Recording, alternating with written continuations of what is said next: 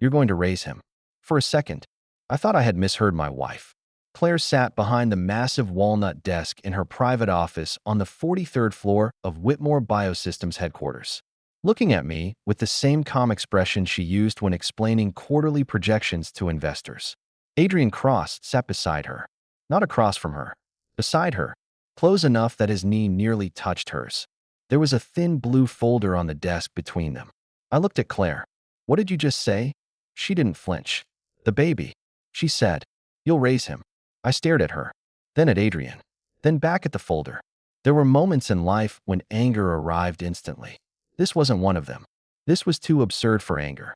My brain was still trying to decide whether my wife of 8 years had actually summoned me to her office to tell me I was expected to raise another man's child.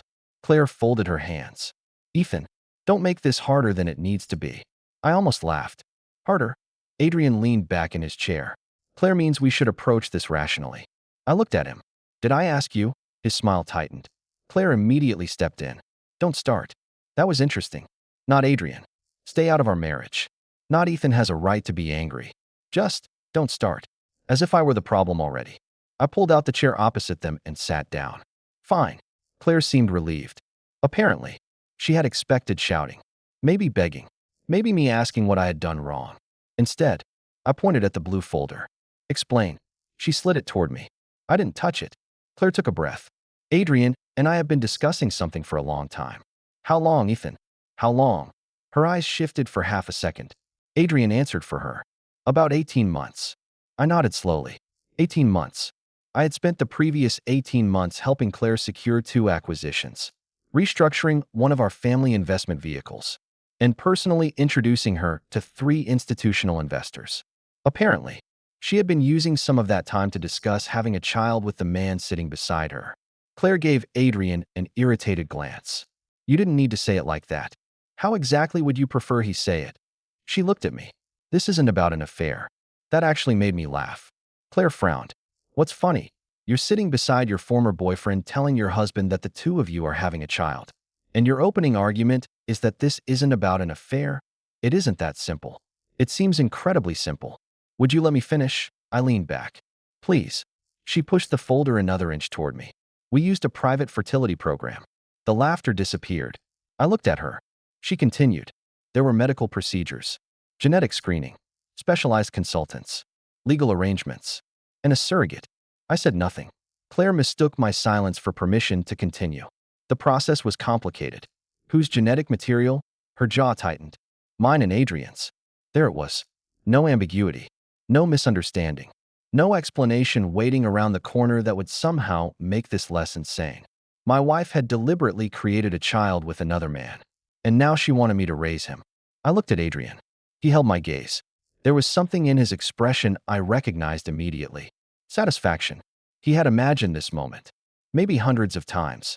He wanted me to explode. He wanted me to look weak. He wanted to watch me realize that he had taken something from me. So I gave him nothing. I turned back to Claire. And you expect the child to live with us? Yes. With me? With us. Ethan. While Adrian does what? Adrian answered. I'll obviously remain involved. I nodded. Obviously. Claire leaned forward. Listen to me before you decide to turn this into something ugly. I stared at her. You spent 18 months planning a child with another man, and you're worried I might make things ugly? Her voice sharpened. This is exactly why I wanted to handle this in a mature way. A mature way? Yes. You mean the 3 of us sitting around a desk while you assign me parenting duties? Adrian sighed dramatically. Claire, I told you he wouldn't understand. That did it. Not enough to make me shout. Enough to make me look directly at him. You've been waiting all afternoon to say that, haven't you? His expression changed. What? You practiced it. I have no idea what you're talking about. You wanted to be here when she told me. He glanced at Claire. That was her decision. No. You wanted a front row seat. Ethan. Claire's warning tone returned. I ignored her. I kept looking at Adrian. You wanted to see whether I'd cry. His jaw tightened. You're being ridiculous. Maybe you thought I'd hit you. He said nothing. Then you could play the victim. Claire could comfort you. You'd become even more important. Enough. Claire snapped. I turned to her. She was angry now. Not ashamed. Not apologetic. Angry. At me. That told me more than anything in the folder ever could. I pointed at Adrian. Leave. Claire immediately said, "No." One word. Fast. Instinctive. I looked at her. This is our marriage. This concerns Adrian too. Apparently everything does. Ethan, I'm asking my wife to speak to me privately. Claire held my gaze. No. The room went very quiet. Something inside me changed. It wasn't dramatic. No sudden heartbreak. No cinematic realization. Just a small internal door closing. For 8 years, whenever Claire and I had fought, there had always been a line neither of us crossed. Whatever happened outside our marriage, we dealt with our marriage privately. That line was gone. Claire had chosen Adrian's presence over my dignity. Fine. Then this didn't need to be a marriage conversation anymore. It could be a financial one. I tapped the folder. How much? Claire frowned. What? How much did this cost? That's not important. It is to me. Why? Because we're married. And you just told me you financed an 18-month fertility program I knew nothing about. She hesitated. That hesitation made my stomach tighten. How much? Claire. She looked away. Adrian shifted in his chair. I noticed. How much? Claire finally answered. Just under $12 million. I thought I had misheard her again. $12 million. It includes everything. I laughed once. Not because it was funny. Because there was nothing else to do. $12 million. Claire immediately became defensive. The medical side was extremely specialized. We wanted the best physicians. The best genetic screening. The best. She stopped. I looked between them. You keep saying we. Adrian crossed his arms. That's because Claire and I made the decision together. I nodded. Thank you. Adrian. He frowned. For what? For answering questions my wife keeps avoiding. Claire slammed her palm lightly against the desk. Stop trying to provoke him. I stared at her. He just told me he helped my wife spend $12 million to have his child. And I'm telling you there are reasons. Then give me one. She took a breath. We've talked about children for years. Yes. And you kept delaying. I said I wanted to wait until your company stabilized. The company stabilized 3 years ago. And then you said you didn't have time. That's different. How? Because I was building something. So was I? She blinked. What were you building? That question almost hurt more than the child. What was I building? I remembered the first Whitmore Biosystems office. 4 rooms. Leaking windows. 23 employees. Claire crying in our kitchen because payroll was due in 6 days and the company had enough cash for 3. I remembered selling shares in a software company I had helped build. I remembered wiring $7 million into an emergency financing vehicle. I remembered calling Daniel Mercer at 2 in the morning and asking him to give Claire one more meeting. I remembered sitting beside her through investor presentations until my throat hurt from rehearsing answers with her. I remembered putting my own projects on hold. I remembered telling her, "You take the spotlight. I'll keep the foundation steady." Apparently, Claire remembered none of it. I smiled faintly. Nothing important. She didn't catch the meaning. Instead, she continued, "I'm 41. Ethan, I know. I couldn't keep waiting. So you had a child with Adrian. We made a practical decision." There was that word again. Practical. I looked at him. What makes Adrian practical? Claire hesitated. Adrian didn't. Our genetic profiles were highly compatible. I stared at him. He actually said it seriously. Claire nodded. The screening showed excellent results. Congratulations. Don't be sarcastic. I'm trying very hard not to be anything else. She pushed the folder toward me again. You need to understand that this wasn't impulsive. That makes it worse. Why? Because an impulsive betrayal can at least be blamed on stupidity. Her face hardened. This wasn't betrayal. I stared at her. She continued. We didn't conceive naturally. For several seconds, I genuinely didn't know what to say. Then I leaned forward. So that's your defense? I'm explaining the facts. You're telling me that because you used doctors instead of a hotel room, I'm supposed to feel better? Adrian scoffed. That's crude. I turned toward him. You're right. I apologize. Your $12 million reproductive partnership with my wife deserves more elegant terminology. Ethan. Claire stood. I remained seated. That seemed to bother her more. She had always hated losing control of a conversation. And I had finally stopped playing my assigned role. She walked around the desk. Listen to me. This child is innocent. I agree. That stopped her. She had expected resistance. I continued. The child has done nothing wrong. Claire's shoulders relaxed. Exactly. But he isn't my responsibility. The relief vanished. He will be part of this family. Which family? Ours. There is no ours in that folder. Her mouth tightened. You're being emotional. No, you are. I'm asking very basic questions. You're refusing to see the larger picture. What larger picture? She glanced at Adrian. That glance lasted less than a second. But I saw it. Then she said the sentence that ended my marriage. You're better suited to raise him. I stared at her. She continued, apparently believing she could somehow make this reasonable. You're patient. You're stable. You've always wanted a family life more than I have. Adrian's career is becoming increasingly demanding. And mine obviously is too. I slowly stood. Say that again. Ethan, no. I want to make sure I understand. She crossed her arms. You would be the primary parental figure. I looked at Adrian. And him. He'll be involved. How involved? Claire sighed. We haven't finalized that. So let me summarize. Don't. I think I should. Ethan, you chose his genetics. Neither answered. You spent $12 million creating his child. Silence. You expect that child to live in my home. Claire's eyes narrowed. Our home. And while the two of you continue running this company, I become the primary parent. That isn't how I would phrase it. It's exactly how you phrased it. Adrian finally stood. No one is asking you to become some kind of servant. I turned toward him. What are you asking me to become? He paused. Then he smiled. A tiny smile. Barely visible. But it was there. The father he needs. I stared at him. There it was. The line he had really been waiting to deliver. I stepped closer. Claire immediately moved between us. Ethan. I stopped. Adrian didn't move. He looked pleased with himself. I asked quietly, why wouldn't you raise your own son? His smile faded. My relationship with Claire is complicated. Not complicated enough to make a baby. Don't twist this. I'm asking a simple question. Claire answered for him. Adrian isn't asking to replace you. I looked at her. That was almost impressive. He already has. No. Yes. You're still my husband. For what? Her expression changed. What does that mean? It means tell me what exactly you think my role is. You're my partner. Except when you decide who fathers your child. That's unfair. I'm your financial partner? She said nothing. Your emotional partner? Silence. Your husband in public? Ethan. Your babysitter in private? Her face flushed. Stop. Adrian stepped forward. You always said you'd do anything for Claire. I looked at him. Then I smiled. This time. Genuinely. He frowned. What? You're right. Claire looked confused. I walked back to the desk. I did say that. I picked up the blue folder. For the first time since I entered the room. Claire relaxed. She thought I was surrendering. That was the tragedy of our marriage.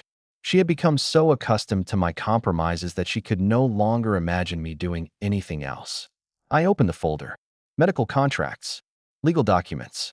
Payment schedules. Escrow arrangements. Surrogacy agreements. Private clinic invoices. Consulting fees. The numbers were enormous. $840. $000. $1. $3 million. $2. $1 million.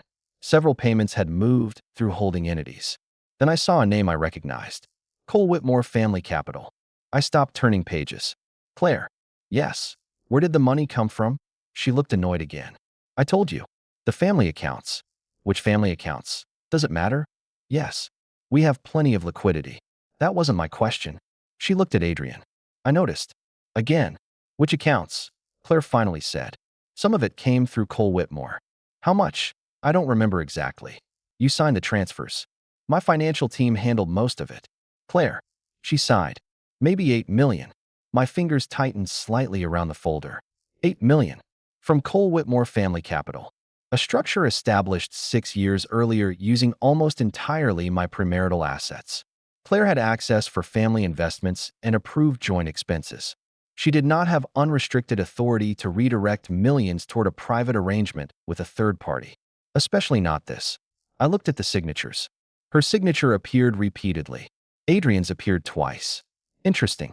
Very interesting. I turned another page. There it was. A $3.6 million commitment routed through a subsidiary investment vehicle. I recognized that one too. It was linked to a trust whose underlying assets were mine. Claire apparently had forgotten. Or never bothered to learn. I closed the folder. When was the last transfer? Last month. Amount? She frowned. Why are you interrogating me? Amount. About $2 million. And there are more scheduled? Adrian shifted. Claire looked at him. I saw the answer before she gave it. Yes. How much? Approximately another 4. I nodded. And you already signed authorization? Yes. Final authorization? Yes. Any other accounts? Claire's irritation returned. What is this? I'm understanding the situation. Finally, she smiled. Actually smiled. She thought my questions meant acceptance. She stepped closer and softened her voice. Ethan, I know this is difficult. I looked at her. But once you meet him, everything will change. Him, the baby. So it's a boy. Her face brightened. Yes. Adrian smiled too. For a moment, they looked like expectant parents sharing wonderful news. And I was the stranger standing in their office. Claire touched my arm. I looked down at her hand. We can make this work. I removed her hand gently. Her smile faded. When is he due? About 3 months. I nodded. 3 months. Which meant this process had advanced much further than she had admitted. I handed the folder back. Claire didn't take it. Keep it, she said. Read everything tonight. I've read enough. Ethan. I walked toward the door. Her voice followed me. Where are you going? Home. To think. Yes. She relaxed again. Good. I reached the door. Then Adrian said, I'm glad you're being reasonable. I stopped. I turned around. He was standing beside my wife. My wife. His child. My money. And somehow, in his mind, I was the guest being asked to behave. I smiled at him. So am I. Then I left. My phone rang before I reached the elevator. Claire. I declined it. She called again. Declined. A message appeared. Claire, don't disappear on me. We need to finish this conversation tonight. I typed. We will. Then I went home. Our penthouse occupied the upper floors of a building Claire loved telling interviewers she had bought after Whitmore Biosystems' first major breakthrough. Technically, that wasn't true either. I had bought it. But correcting her had never seemed important. A lot of things had never seemed important. Credit, titles, public recognition, whose name appeared first, who received applause, who got called visionary. I had spent years believing that marriage meant not keeping score. Claire had apparently interpreted that as permission to take the scoreboard home. I entered my study and locked the door. Then I opened the bottom drawer of my desk. Inside was a small black security key. I hadn't used it in almost 2 years. I inserted it into my laptop. A login screen appeared. Cole Private CAPITL password. Security verification. Biometric confirmation. Then the dashboard loaded. I stared at the number in the upper right corner. Total controlled liquid and near liquid family assets, $82. For 17,603. Most people assumed Claire controlled our wealth because she was the billionaire CEO. That assumption had always amused me. Claire's wealth was largely equity, company shares, options, restricted holdings, valuation. Mine was different. Years before Whitmore Biosystems became famous, I had built and sold stakes in 2 software infrastructure companies. I had invested the proceeds quietly. When Claire needed money, I supplied it. When she needed connections, I made calls. When her company needed property, I structured acquisitions.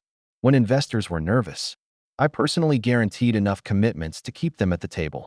I never asked for a title. That had been my mistake. Not because I needed recognition, because people eventually forget invisible foundations exist until the building starts shaking. I opened the transaction history for Cole Whitmore Family Capital. The first unauthorized fertility-related payment appeared 17 months earlier for $110. 000, then $725. 000, then $1. 2 million, then another, and another. I kept scrolling. By the time I reached the bottom, my anger had disappeared. Numbers had that effect on me. Numbers didn't lie. They didn't manipulate. They didn't tell you that betrayal was practical. They simply told you what happened. I totaled the transfers. $8. 164. 220 directly traceable to structures funded primarily by my premarital assets. Additional commitments were pending. I opened the authorization records. Claire had approved them. Some were classified as family medical planning. I stared at those 3 words. Family, medical, planning. Technically brilliant. Morally obscene. My phone buzzed. Claire again. I answered this time. What? Her voice was immediately sharp. Why are you ignoring me? I was busy. With what? Looking at the accounts. Silence. Then, Ethan, don't do anything stupid. I almost smiled. What would qualify as stupid? Moving money.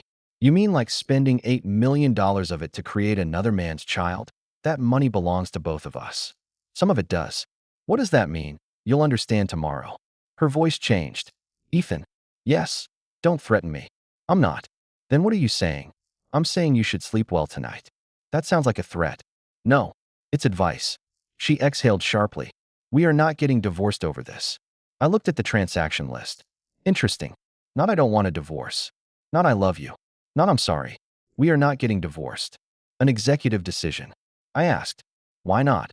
She sounded genuinely shocked. What? Why aren't we getting divorced? Because that would be ridiculous. You're having Adrian's child. Through a medical procedure. You spent $12 million arranging it. We can afford it. You expect me to raise him. You'd be an incredible father. I closed my eyes. Even now. She thought that was a compliment. Claire. What? Did you ever ask yourself whether I wanted to be a father to Adrian's son? You've always wanted children. That isn't the same thing. You'll love him. You don't know that. I know you. I opened my eyes. No. She went silent. I continued. You knew me. Then I ended the call. I opened another secure portal. This one controlled the Family Investment Trust. Available discretionary capital, $79. 846, 110. Close enough to 80 million. I stared at the screen for a long time. Then I called Michael Grant. He answered on the third ring. Ethan, sorry. I know it's late. Michael had been my private attorney and financial advisor for 11 years. If I called after 10 at night, he knew something was wrong. What happened? I need you to initiate an emergency restriction on Cole Family Investment Trust and every discretionary transfer connected to the Whitmore family structures. Silence. How broad? Everything I can legally restrict without court action. Another pause. That could affect Claire. I know. It could affect Whitmore Biosystems indirectly. I know. Pending commitments too. Yes. Ethan, we're talking about close to $80 million. I know exactly how much we're talking about. He lowered his voice. Are you sure? I looked at my wedding photograph sitting on the shelf. Claire and I in Nantucket. She was laughing. I remembered what she whispered to me after the ceremony. Whatever happens, it's you and me. 8 years later. Apparently it was Claire, Adrian, their son, and me paying the invoices. I turned the photograph face down. Freeze it. Michael didn't argue again. All of it, all 80 million. I'll start immediately. And Michael? Yes, I need divorce counsel. Silence. This pause lasted longer. Understood. I want someone aggressive, but clean. No theatrics. I know who to call. And review every transfer Claire made over the last 2 years. Personal and corporate, everything touching my structures. All right. One more thing. What? Don't contact Claire. I won't. Not yet. I ended the call. For the first time all day, the apartment was completely quiet. Then, downstairs, a phone began ringing. A few seconds later, another, then another. I heard Claire's voice from the living room. At first, calm, then confused, then louder. What do you mean the transfer was rejected? I remained in my chair. Another call. What restriction? Footsteps. Fast. Then silence. My phone lit up. Claire Kalingi watched it ring. Declined. She called again. Declined. Then a message. Claire, Ethan, what did you do? I read it twice. For 8 years, Claire had believed I would always fix whatever went wrong in her life. Tonight, for the first time, she was beginning to understand something. I could also stop fixing it. Another message appeared. Claire, unlock the accounts now. Then, Claire, we have payments due tomorrow. Then, Claire, Adrian says you can't legally do this. That one made me smile. Of course Adrian was still there. I typed 4 words. Me. Tell Adrian good luck. 3 dots appeared immediately, then disappeared, then returned. Before she could answer, someone pounded on the study door. Ethan, Claire. I closed the laptop. Open this door. I stood slowly. Ethan, I swear to God, if you touch those accounts, I unlocked the door. Claire nearly pushed past me. She was holding her phone. Her face was pale. What did you do? I looked at her. The accounts are frozen. I know that. Why? You told me to think about our future. Her eyes narrowed. So, I did. And I decided mine doesn't include financing yours with Adrian. Her mouth opened. Nothing came out. I stepped past her. She grabbed my arm. You can't just freeze $80 million. I looked at her hand. She released me. I just did.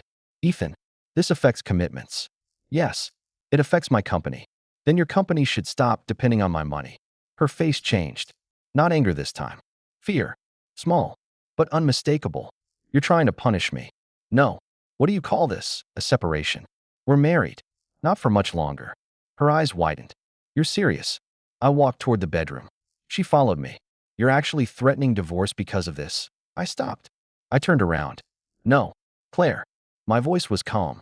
I'm not threatening divorce. She stared at me. I'm filing. For the first time since I had entered her office that afternoon, Claire Whitmore had absolutely nothing to say.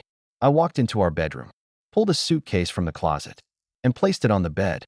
Behind me, Claire finally whispered, "Where are you going?" I opened the suitcase. "Away." "For how long?" I looked at her. That was when she finally understood. I wasn't packing for a night. I wasn't trying to scare her.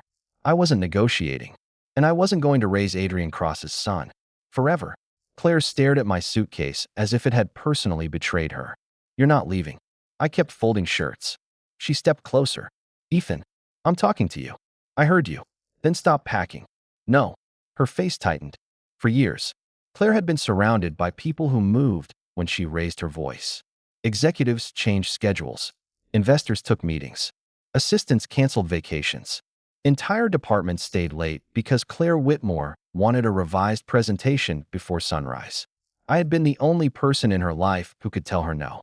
Somewhere along the way, I had stopped doing it. Tonight, she was remembering what it sounded like. She grabbed one of my shirts from the suitcase. "This is insane." I took it back. "No. Spending $12 million to create your lover's child and assigning me as the father was insane. Stop calling Adrian my lover." I looked at her. "What should I call him?" "He's important to me." "That's worse." "You know what I mean." "I think I finally do." Her phone rang again. She looked at the screen. "CFO." Claire declined the call. 2 seconds later, another came in. "Investment office." Declined. Then another. She turned the phone face down. "You froze everything. Everything I control. You had no right." "That's where you're wrong. They're family assets." "Some are." She crossed her arms. "What does that mean?" I zipped the suitcase halfway. "It means you never learned how our finances were structured. Don't patronize me." "I'm not. I'm stating a fact. I'm the CEO of a multi-billion-dollar company. I understand finance. You understand your company's finance." Her eyes narrowed. "I understand ours." "No. Claire, you understand what you thought was ours." That shut her up. I opened the closet and reached for a second jacket. She followed. "Explain." "Not tonight. You freeze $80 million and then tell me you don't feel like explaining?" "I'm tired." "I don't care." "I know." Her expression changed slightly. That answer bothered her. Maybe because it was true. Claire had not cared whether I was tired when she asked me to stay awake for 3 nights helping her prepare for Whitmore Biosystems Series C. She had not cared when I canceled my own conference because one of her investors threatened to walk. She had not cared when I spent 6 months negotiating a property arrangement that saved her company nearly $20 million. At the time, I had called it partnership. Now I wondered whether partnership required two people to remember it existed. Claire sat on the edge of the bed. "Fine." I glanced at her. "We'll talk." I didn't answer. She took a breath. "I should have told you earlier." I laughed once. "That's your apology?" "I'm trying." "No. You're trying to stop me from leaving." "What's the difference?" "The difference is that one is about what you did to me. The other is about what happens to you next." She looked away. I continued packing. After a few seconds, she said, "I didn't mean to humiliate you." "That's impressive." "What is?" "That you managed it so thoroughly by accident." "Ethan, you had Adrian sitting beside you." "I thought transparency was better." "Transparency? Yes." "You mean having the biological father watch while you told your husband he'd be raising the child?" "I didn't want secrets." I stared at her. "You hid this for 18 months. She had no answer. I nodded. "Right." Her phone vibrated again. This time she picked it up. "What?" I could hear a man's voice faintly through the speaker. Claire stood. "No. Tell them the delay is temporary." Pause. "No. Do not contact the external partners yet." Another pause. Her expression hardened. "Then move funds from the expansion reserve." She listened. "What do you mean restricted?" Her eyes turned toward me. I kept packing. "No. I'll call you back." She ended the call. "What did you freeze besides Cole Whitmore?" "Everything I'm legally entitled to restrict." "The expansion reserve?" "Part of its bridge structure is connected to my trust." She stared at me. "That money was committed." "Pending review." "You approved it." "I approved it before discovering $8 million from my structures had been used to finance your private arrangement with Adrian. You're holding the company hostage." "No. You are." "Claire, if freezing my money can hold Whitmore Biosystems hostage, Then maybe your company wasn't as independent as you thought. She went silent. That was the first crack. Not regret. Not yet.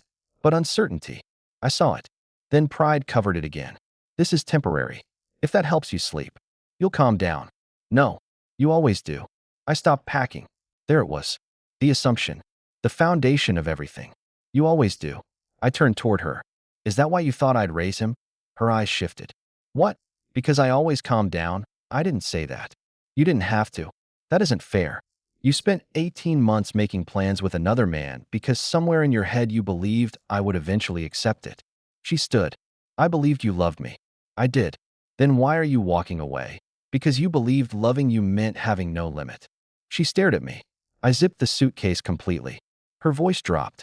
Where are you going? Daniel's apartment. Mercer. Yes. She looked irritated. You told Daniel? No. You're going to. Probably. Ethan. This is private. I almost smiled. That stopped being true when Adrian joined the meeting. She flinched. Small, but visible. I pulled the suitcase off the bed. Claire stepped in front of the door. No. I looked at her. Move. Not until we finish this. We finished it. No. You decided it was finished. That's generally how leaving works. You think you can just disappear and tear apart everything we built? I stared at her. Everything we built. Yes. That phrase landed differently now. I put the suitcase down. Do you remember February 2019? She frowned. What? Whitmore Biosystems had 23 employees. Her face changed. You had 6 days until payroll. Ethan, you called me at 2 in the morning. I remember. You said the company was dead. Why are we talking about this? Because you said everything we built. She folded her arms. Fine. I sold 3% of my stake in ArcLight Systems. Her expression tightened. You offered. I did. I never forced you. No. You cried at our kitchen table and told me your dream was over. That isn't fair. I wired you $4. 7,048 hours later. I paid it back. No. She blinked. What? You didn't. I absolutely did. Whitmore Biosystems issued repayment through a convertible financing instrument. I rolled it into the next round. That was your decision. Yes. And you made money. Eventually. She shook her head. This is pathetic. Are you seriously counting favors from 8 years ago? No. Then what are you doing? Reminding myself. Of what? How we got here. She looked furious now. I continued. 2020, you needed a research facility. We leased one. I bought it through Cole Meridian Holdings and leased it back below market rate because no lender wanted to touch you. She said nothing. 2021, Northstar Capital wanted out. They stayed. Because I called Daniel Mercer. You introduced us. I spent 6 weeks restructuring their risk. You wanted to help. Yes. Then don't punish me now for accepting your help. I nodded slowly. That's the part you still don't understand. What? I'm not punishing you for accepting it. I picked up my suitcase. I'm stopping. She stared at me. For the first time, I saw genuine fear. Not because she thought she would lose me. Because she was beginning to wonder what else she might lose with me. I walked past her. She didn't stop me. Daniel opened his apartment door at 1:12 a.m. He looked at the suitcase. Then at me. Then back at the suitcase. What happened? Marriage. That bad? Yes. He stepped aside. Daniel Mercer had known me for 14 years. We had built our first company together in Boston before selling most of it to a larger software group. He had also known Claire before Whitmore Biosystems became famous. That mattered. He wouldn't be impressed by her title. He handed me a glass of water. What did she do? She spent $12 million arranging to have Adrian Cross's child. Daniel stopped moving. I waited. He stared at me. Cross. Yes. Her advisor? Yes. Her college ex? Yes. And you said 12 million? Yes. He blinked. Then he slowly sat down. I'm going to need you to repeat the part that somehow gets worse. She told me I'd raise him. Daniel stared at me for several seconds. Then said, I was wrong.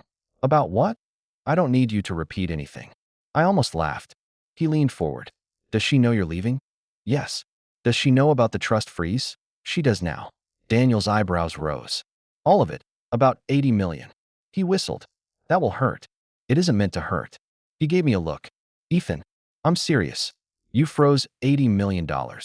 My money. Money connected to several of her structures. That's her problem. Daniel leaned back. Then smiled faintly. There you are. What? I haven't heard you say that's her problem in 8 years. I said nothing. He pointed toward me. You know what Claire's biggest mistake was? There are several candidates. She forgot what you were before you became her husband. I looked away. I forgot too. Daniel shook his head. No, you chose not to care. Same result. Not anymore. My phone buzzed. A message from Michael Grant. Initial restrictions confirmed. Pending discretionary transfers suspended. Full review begins 8 a.m. Then another message. Also, Whitmore Biosystems Council requested clarification regarding Cole Meridian Holdings. I have not responded. I stared at it. Daniel noticed. What? Cole Meridian. He laughed quietly. She remembered the building? Apparently. You still own it, 68%. And their lease? Renewal option comes up in 5 months. Daniel stared at me. Then he started laughing harder. What?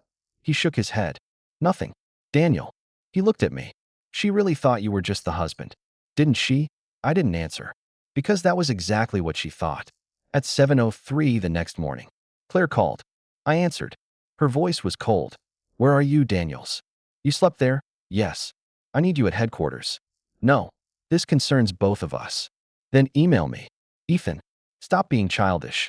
I almost ended the call. Then she said, you froze operating commitments. I froze my capital. You're risking a $420 million expansion. Then replace the capital. Silence. I can. Good. I will. Even better. Her voice sharpened. You think I need you? There it was. I looked across Daniel's kitchen. No. Claire. Good. I think you need to prove you don't. She hung up. 10 minutes later, another message arrived. Not from Claire. From Whitmore Biosystems CFO. Thomas Reed. Ethan. I'm sorry to contact you directly. We've discovered several property and financing arrangements require your authorization. Could we speak privately? I read it twice. Daniel poured coffee. Problem. I showed him. He read the message. Then handed the phone back. The foundation's shaking. I looked at the screen. No. I thought about Claire sitting behind that desk with Adrian beside her. About the blue folder. About the words you'll raise him. Then I typed my reply. Me. Send me the full list. This wasn't revenge. Not yet. It was accounting. And Claire was about to discover that for 8 years. She had been spending from an account she never bothered to understand. Claire lasted exactly 2 days before she decided to replace me publicly. I found out from LinkedIn. Daniel slid his laptop across the breakfast table. You should probably see this. I looked at the screen. Whitmore Biosystems had posted a photograph from an executive strategy meeting. Claire sat at the head of the table. Adrian sat directly to her right. My chair. It sounds stupid to care about a chair. But for 7 years, whenever I attended a major internal meeting, that had been my seat. Not because I held an executive title. Because Claire wanted me there. At least. She used to. The caption read, Whitmore Biosystems enters its next era of leadership with CEO Claire Whitmore and Senior Strategic Advisor Adrian Cross. Daniel watched my face. You okay? Yes. You don't look angry. I'm not. That was mostly true. The strange thing about betrayal was that after the first major round, smaller cuts stopped hurting as much. I closed the laptop. Daniel frowned. That's it. What do you want me to do? Throw something. I like your coffee mugs. He laughed. My phone rang. Thomas Reed. Whitmore Biosystems CFO. I answered. Thomas. Ethan. Thanks for taking the call. You sound tired. That's because I haven't slept. What happened? He hesitated. Can we speak confidentially? Yes. We're reviewing the ownership structures connected to the research campus. I know. I'm embarrassed to admit I didn't realize Cole Meridian Holdings was still majority controlled by you. Why would you? Claire always referred to it as a Whitmore-related entity. That's technically true. Not in the way we understood it. I leaned back. What do you need? Our lease has a renewal option coming. 5 months. Yes. And the board is worried you may refuse renewal. I haven't made any decision. Can I tell them that? You can tell them exactly that. He exhaled. Thank you. Thomas. Yes? Who told the board I was planning to refuse? Silence. That answered the question. Adrian. Thomas lowered his voice. He suggested you might use property leverage against Claire. I smiled. Of course he did. I don't want to get in the middle of your marriage. You already are. I know. Send me the current lease package. I will. I ended the call. Daniel raised an eyebrow. Cross. Trying to convince the board I'm dangerous. That was fast. He needs me to become the villain. Why? Because otherwise people might start asking what he did. Daniel nodded. Smart. Yes. Will it work? For a while. Claire's first public move came that afternoon. An internal notice was distributed to senior staff. My building access privileges had been suspended. My executive guest status had been removed. My reserved parking space was reassigned. And my name disappeared from the internal advisory directory. Daniel read the notice over my shoulder. Petty. Very. You care? No. You're lying. A little. He nodded. That's allowed. Then I reached the last line. Effective immediately. Adrian Cross will assume expanded strategic responsibilities previously coordinated through the Executive Advisory Office. I read it again. Daniel muttered. She really is giving him your place. She can. Can she? The title was unofficial. That's not what I meant. I closed the email. She wants a reaction. Are you going to give her one? No? That evening, Claire texted me. Claire, we need stability at the company. Adrian is stepping up while you're absent. I replied, me good for him. 3 minutes later, Claire, don't be sarcastic. I didn't answer. Another message. Claire, you chose to leave. I stared at that one longer. Then replied, me, correct. Nothing else came. The next morning, I met Michael Grant in his office. He had already assembled a preliminary review. He placed a folder in front of me. Your wife has been busy. How bad? Depends on what you define as bad. Start with the money. 8.1 million directly from structures substantially funded by your premarital capital. I saw that. Another 3.7 million was routed through joint entities. Authorized? Technically. Yes. Ethically? He gave me a look. I'm your attorney, not your priest. Fair. There's more. He turned a page. Several payments were categorized as family medical planning. I saw. That classification allowed them to move without additional review. Legal? Probably. Probably. Unusual isn't illegal. I nodded. What else? Michael leaned back. Adrian received consulting compensation from 2 related vendors. How much? Just over 2 million in 18 months. That got my attention. For what? We're still reviewing. Does Claire know? No idea. Keep digging. He nodded. Then he slid another document toward me. Your divorce petition is ready. I looked at it. 8 years of marriage reduced to 26 pages. Strangely efficient. When can you file? Today? Do it. Michael studied me. You sure? Yes. No cooling off period? I had 18 months. I just didn't know I was in one. He nodded. I'll file. 3 days later, Whitmore Biosystems held its annual innovation celebration. I had no intention of attending. Then Thomas Reed called. We found original property documents in the executive archive. Send them. We can't. Why? Claire restricted digital transfer. I almost laughed. Of course she did. If you want originals, you'll need to collect them. Today? Yes. I checked the time. The event had already begun. Fine. When I arrived, my badge didn't work. A receptionist recognized me and looked uncomfortable. Mr. Cole. Hi, Jenna. I'm sorry. Your access was suspended. I know. She relaxed slightly. I can call upstairs. Please. 5 minutes later, Thomas came down himself. Sorry. Not your fault. We took the private elevator. When the doors opened, I could hear applause. Thomas looked embarrassed. The celebration moved upstairs. Of course it did. I can take you around the side. No need. We crossed the main executive floor. Then Claire saw me. She was standing beside Adrian, speaking to a group of investors. Her expression froze. Adrian smiled. Not a friendly smile. Claire excused herself and walked toward me. What are you doing here? Collecting documents. Today? Thomas said they were ready. She glanced at Thomas. He looked away. Claire lowered her voice. You could have waited. Why? You knew we had an event. I actually didn't. Adrian joined us. I'm sure Ethan wouldn't intentionally disrupt anything. There was that tone again. Calm. Condescending. I looked at him. Congratulations on the chair. His smile tightened. What? Nothing. Claire frowned. Don't do this here. Do what? Create drama. I glanced around. Several people were watching. I came for paperwork. Adrian chuckled. You always were good with paperwork. Thomas looked uncomfortable. Claire didn't stop him. So Adrian continued. I suppose some people are better behind the scenes. I smiled. Some are. He leaned closer. Others build companies. Claire finally said. Enough. But she was looking at me. Not him. That was useful. I turned to Thomas. Where are the documents? Archive room. We started walking. Claire followed. Ethan. I stopped. What? You can't keep appearing whenever you want. I own property in this building. You don't work here. Correct. You're not part of management. Also correct. Adrian folded his arms. Then maybe act like it. Several conversations nearby stopped. I looked at Claire. She said nothing. So I asked, "Is that what you want?" She hesitated. Then pride won. Yes. One word. Again. It was becoming her specialty. I nodded. All right. Claire seemed surprised by how easily I accepted it. Then she made the mistake of continuing. You need to understand something. Ethan, Whitmore Biosystems is my company. I built it. The people here follow me because I earned their trust. I know. You were supportive.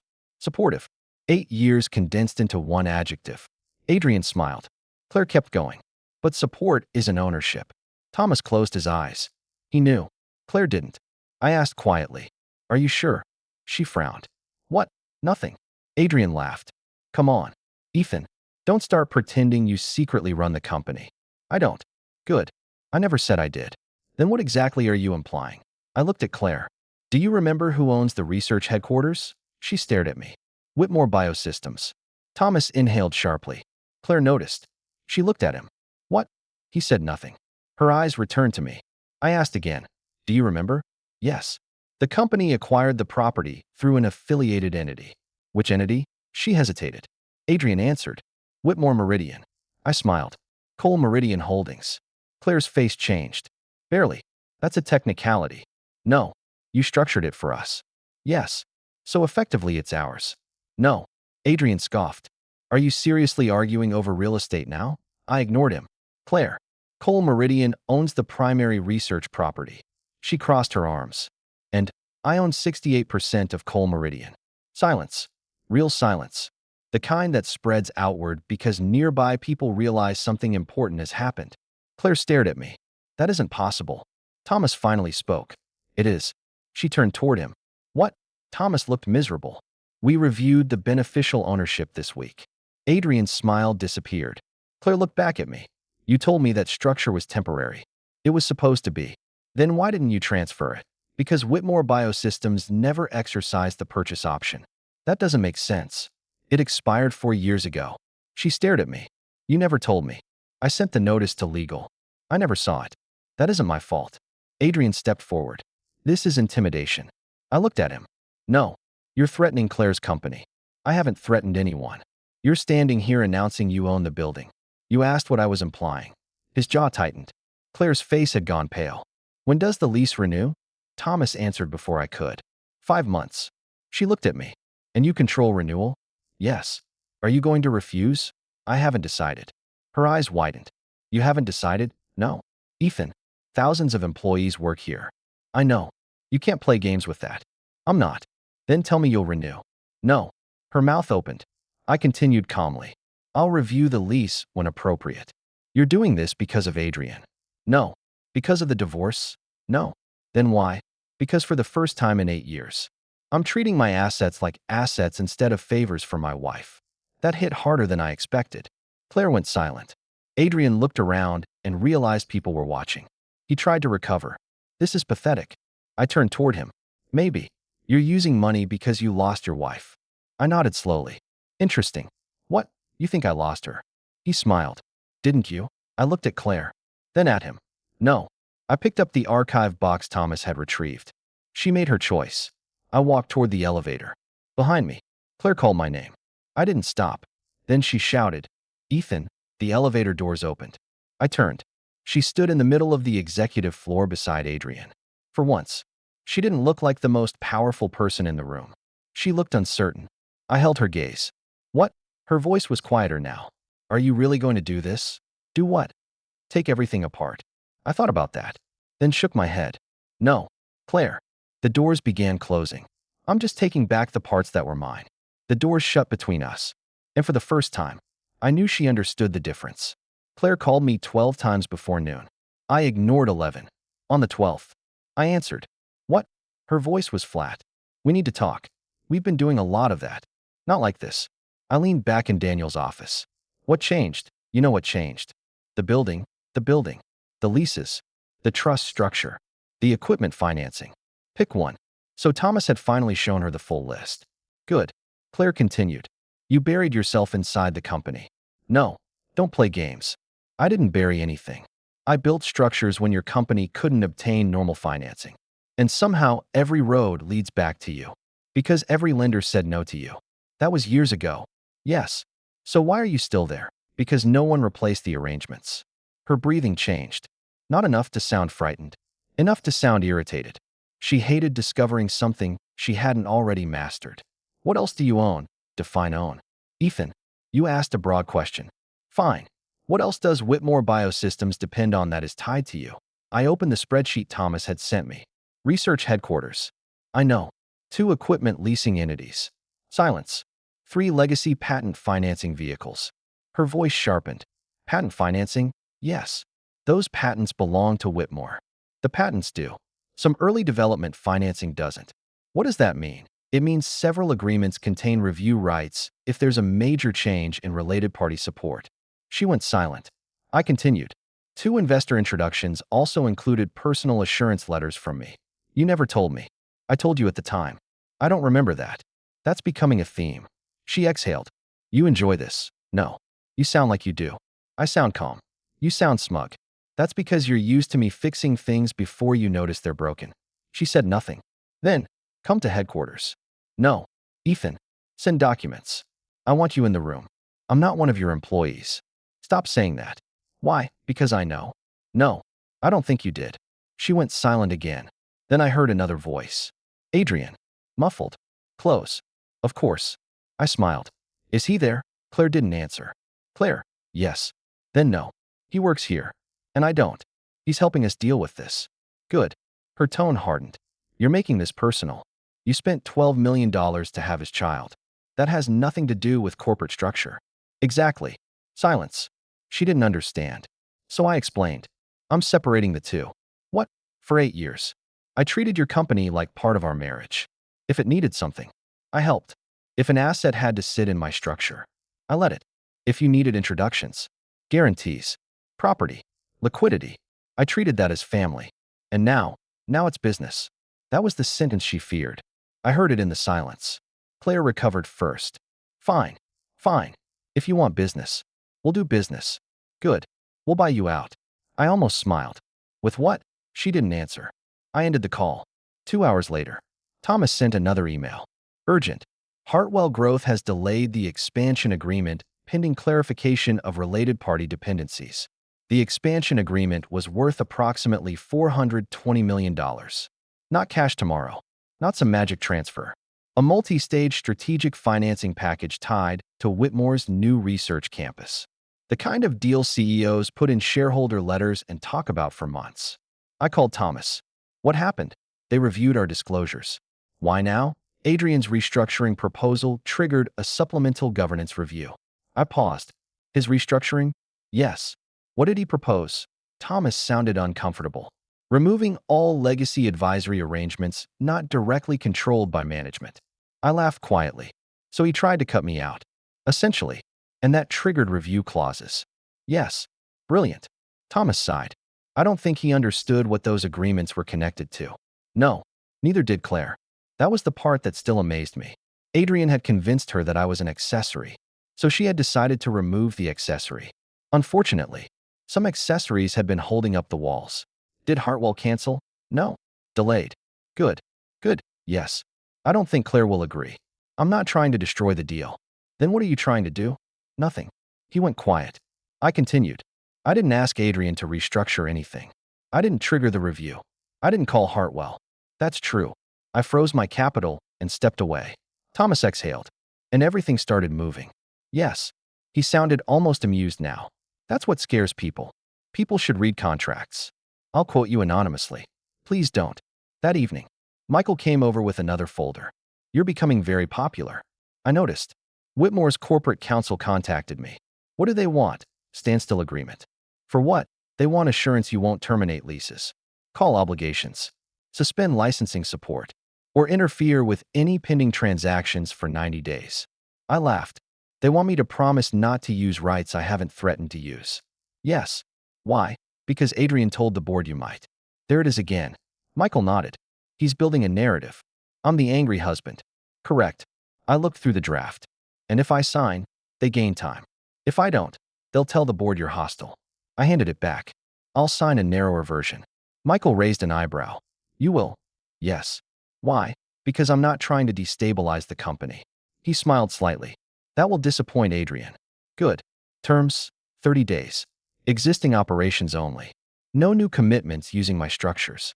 No additional transfers from frozen entities. Full access to records involving related party assets. Michael nodded. And no interference with your divorce rights? Obviously. He closed the folder. That's reasonable. I know. That may be the most dangerous thing you can do. What? Be reasonable while they look unreasonable. I didn't answer. He was right. The next morning, Whitmore Biosystems held an emergency board session. I wasn't invited. That lasted 20 minutes. Then Thomas called. Can you join by video? Why? Hartwell wants clarification. From me? Yes. I opened my laptop. Send the link. When I joined, 9 faces appeared. Claire sat in the center. Adrian beside her. Again, one of the directors, Rebecca Lynn, opened immediately. Mr. Cole, thank you for joining. Of course. Claire looked furious. Rebecca continued. We're trying to determine whether current disruptions stem from a marital dispute or an underlying corporate dependency. Both can be true. Claire interrupted. This is not a corporate dependency issue. Thomas looked down. Rebecca said. Claire. Hartwell disagrees. Adrian leaned toward the camera. Because Ethan is creating artificial pressure. I looked at him. How? You froze capital. My capital. You know the company relies on it. I did not know the company still relied on it to this extent. Claire scoffed. That's convenient. I opened Thomas's spreadsheet. Would you like me to list the dependencies your management team failed to refinance? Silence. Rebecca said. Please. Claire's eyes flashed. I started. Research headquarters lease. Specialized imaging equipment. 2 legacy development credit vehicles. Certain insurance-backed guarantees. 3 early IP financing structures. And approximately $31 million in potential liquidity support that was never formally replaced. Rebecca looked at Claire. Is that accurate? Thomas answered. Yes. Claire turned toward him. You told me the number was lower. I said the direct exposure was lower. Indirect dependency is different. Adrian jumped in. None of this gives Ethan control over the company. I never said it did. Then why are we discussing it? Rebecca looked irritated. Because Hartwell postponed $420 million. That shut him up. I leaned back. Claire stared at me. What do you want? Nothing. Stop saying that. It remains true. You froze $80 million, and now our financing is delayed. I froze assets after learning you used my structures to finance your child with Adrian. Rebecca's eyes widened. Thomas closed his eyes. Claire's face hardened. Do not bring that into this meeting. You asked why I froze the assets. Adrian snapped. That is private. I looked at him. You made yourself part of my marriage. Don't complain when your role becomes relevant. Claire slammed a hand on the table. Enough. Rebecca spoke before she could continue. No. Actually, I think we need clarity. Claire turned toward her. This is humiliating. Rebecca's tone stayed calm. So is discovering we have material dependencies the board didn't understand. That hit harder than anything I could have said. Claire looked around the room. For once, nobody rushed to support her. I watched something shift. Not power exactly. Perception. Claire had spent years being the person who always knew more than everyone else. Today, the room knew something she didn't. Rebecca asked me, Mr. Cole, are you willing to maintain current operational agreements while we conduct review? Yes. Claire looked surprised. Adrian looked disappointed. Rebecca nodded. For how long? 30 days. Conditions? Transparency.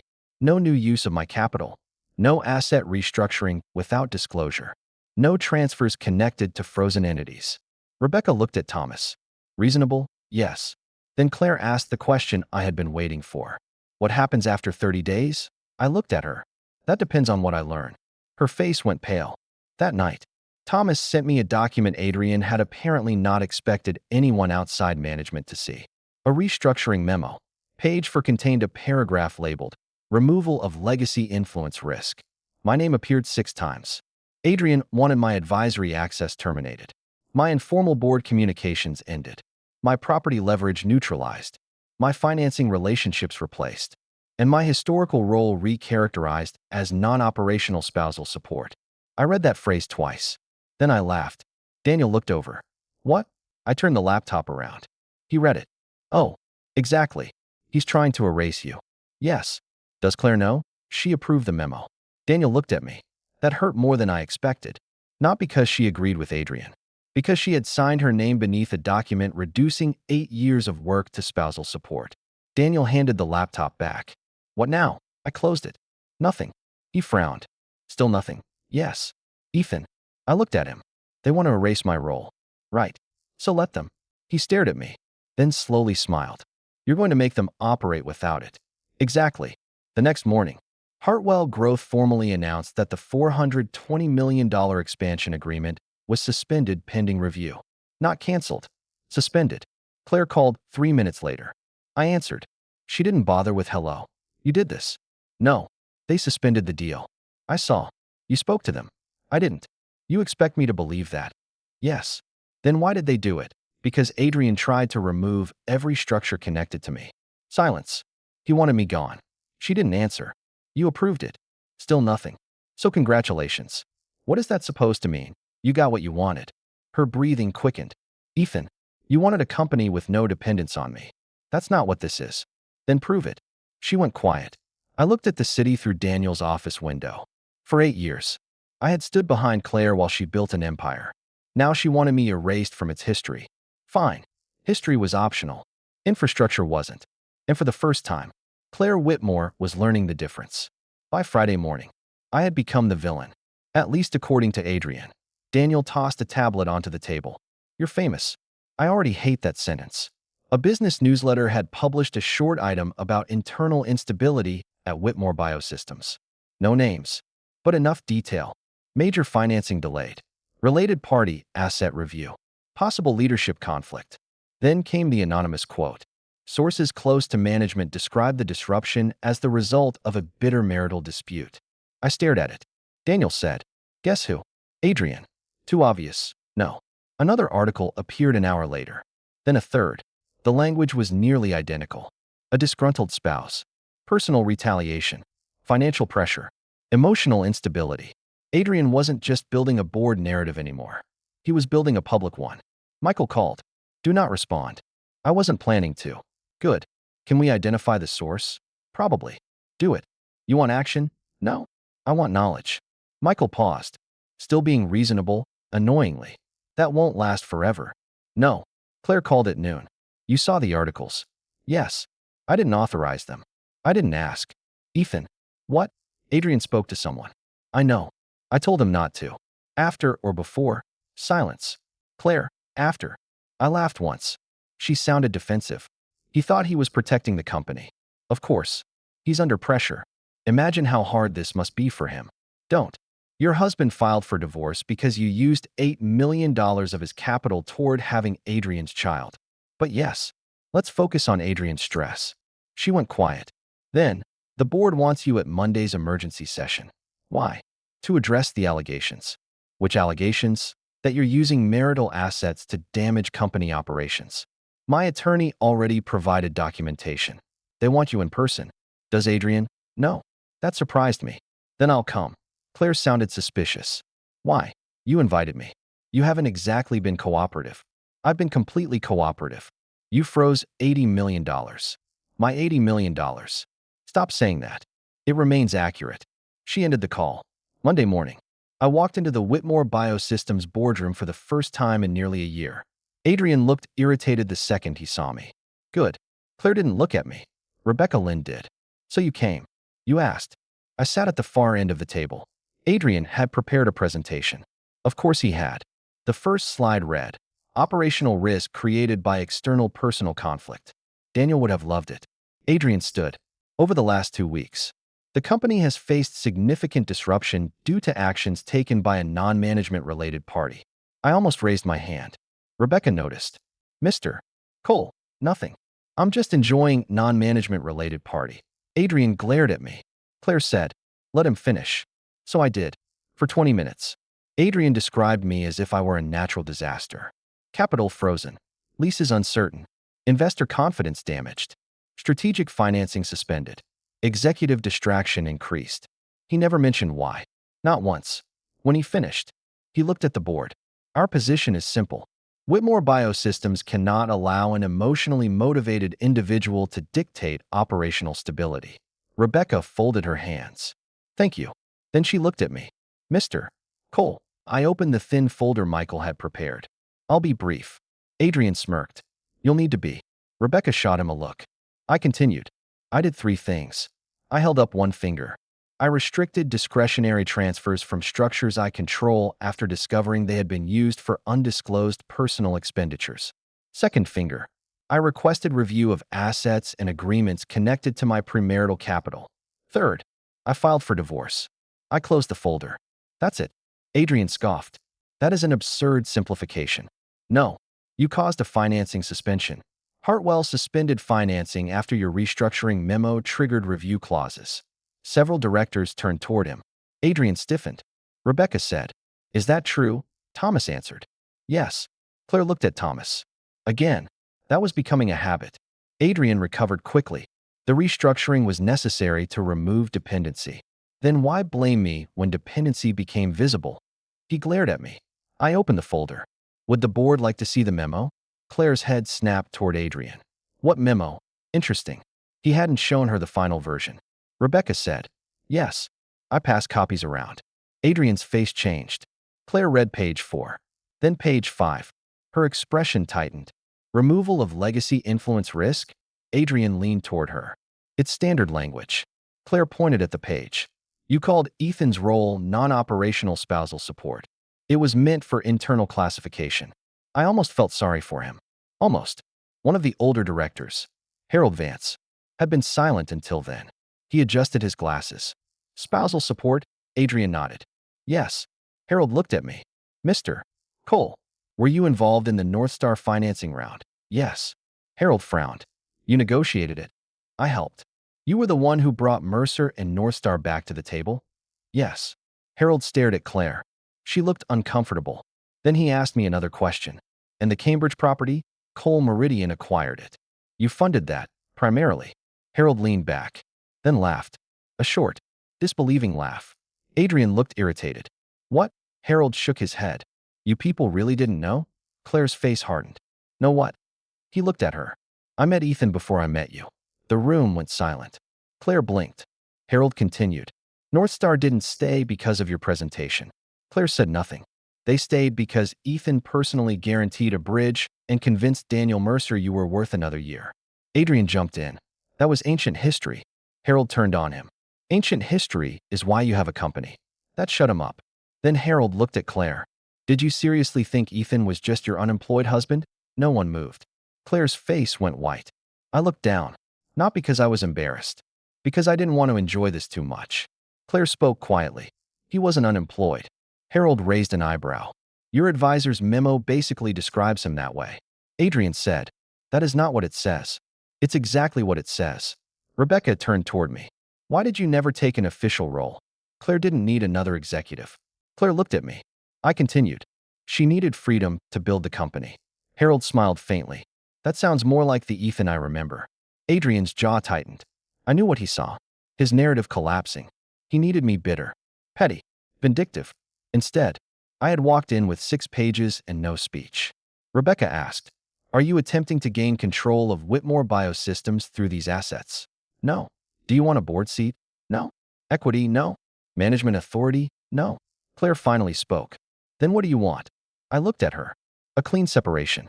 She stared at me. From me? Yes. The room became uncomfortable. Good. Some truths should be uncomfortable. Adrian leaned forward. Then release the assets and leave. I looked at him. That isn't how ownership works. You're proving my point. What point? That this is punishment. No. If I wanted to punish Claire, I'd do exactly what you're telling everyone I'm doing. He went silent. I continued. I haven't terminated the leases. I haven't called any loans. I haven't contacted Hartwell. I signed a 30-day standstill. I've maintained operations. Rebecca nodded. He has. I looked around the table. What I stopped doing was automatically extending more support. Harold said, that distinction matters. Adrian looked furious. Claire looked trapped. Then Thomas's phone vibrated. He checked it. His face changed. Rebecca noticed. What? Thomas hesitated. Hartwell. Claire sat upright. What about them? They've completed preliminary review. And they're willing to continue discussions. Claire exhaled. Adrian smiled. Then Thomas continued. But they've suspended the current valuation framework. The smile disappeared. Claire's face hardened. What does that mean? They're recalculating risk. How much? We don't know. Rebecca asked. Reason? Thomas looked at the email. Governance uncertainty. Asset dependency. Related party disclosure concerns. Adrian immediately said, This is Ethan. I looked at him. Thomas shook his head. No. Everyone turned. He continued. Hartwell specifically cites the restructuring memo and the lack of management clarity regarding legacy structures. Now Adrian went pale. Claire stared at him.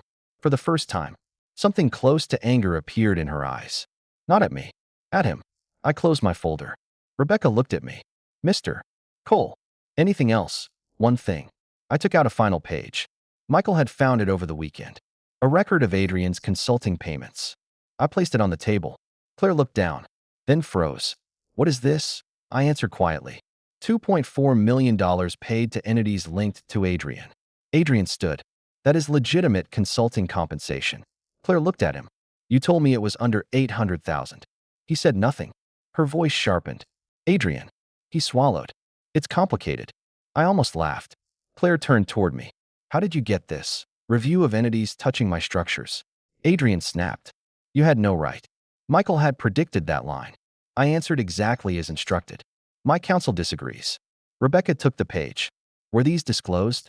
Thomas looked sick. Not at this level. Claire's face changed again. Not anger now. Confusion.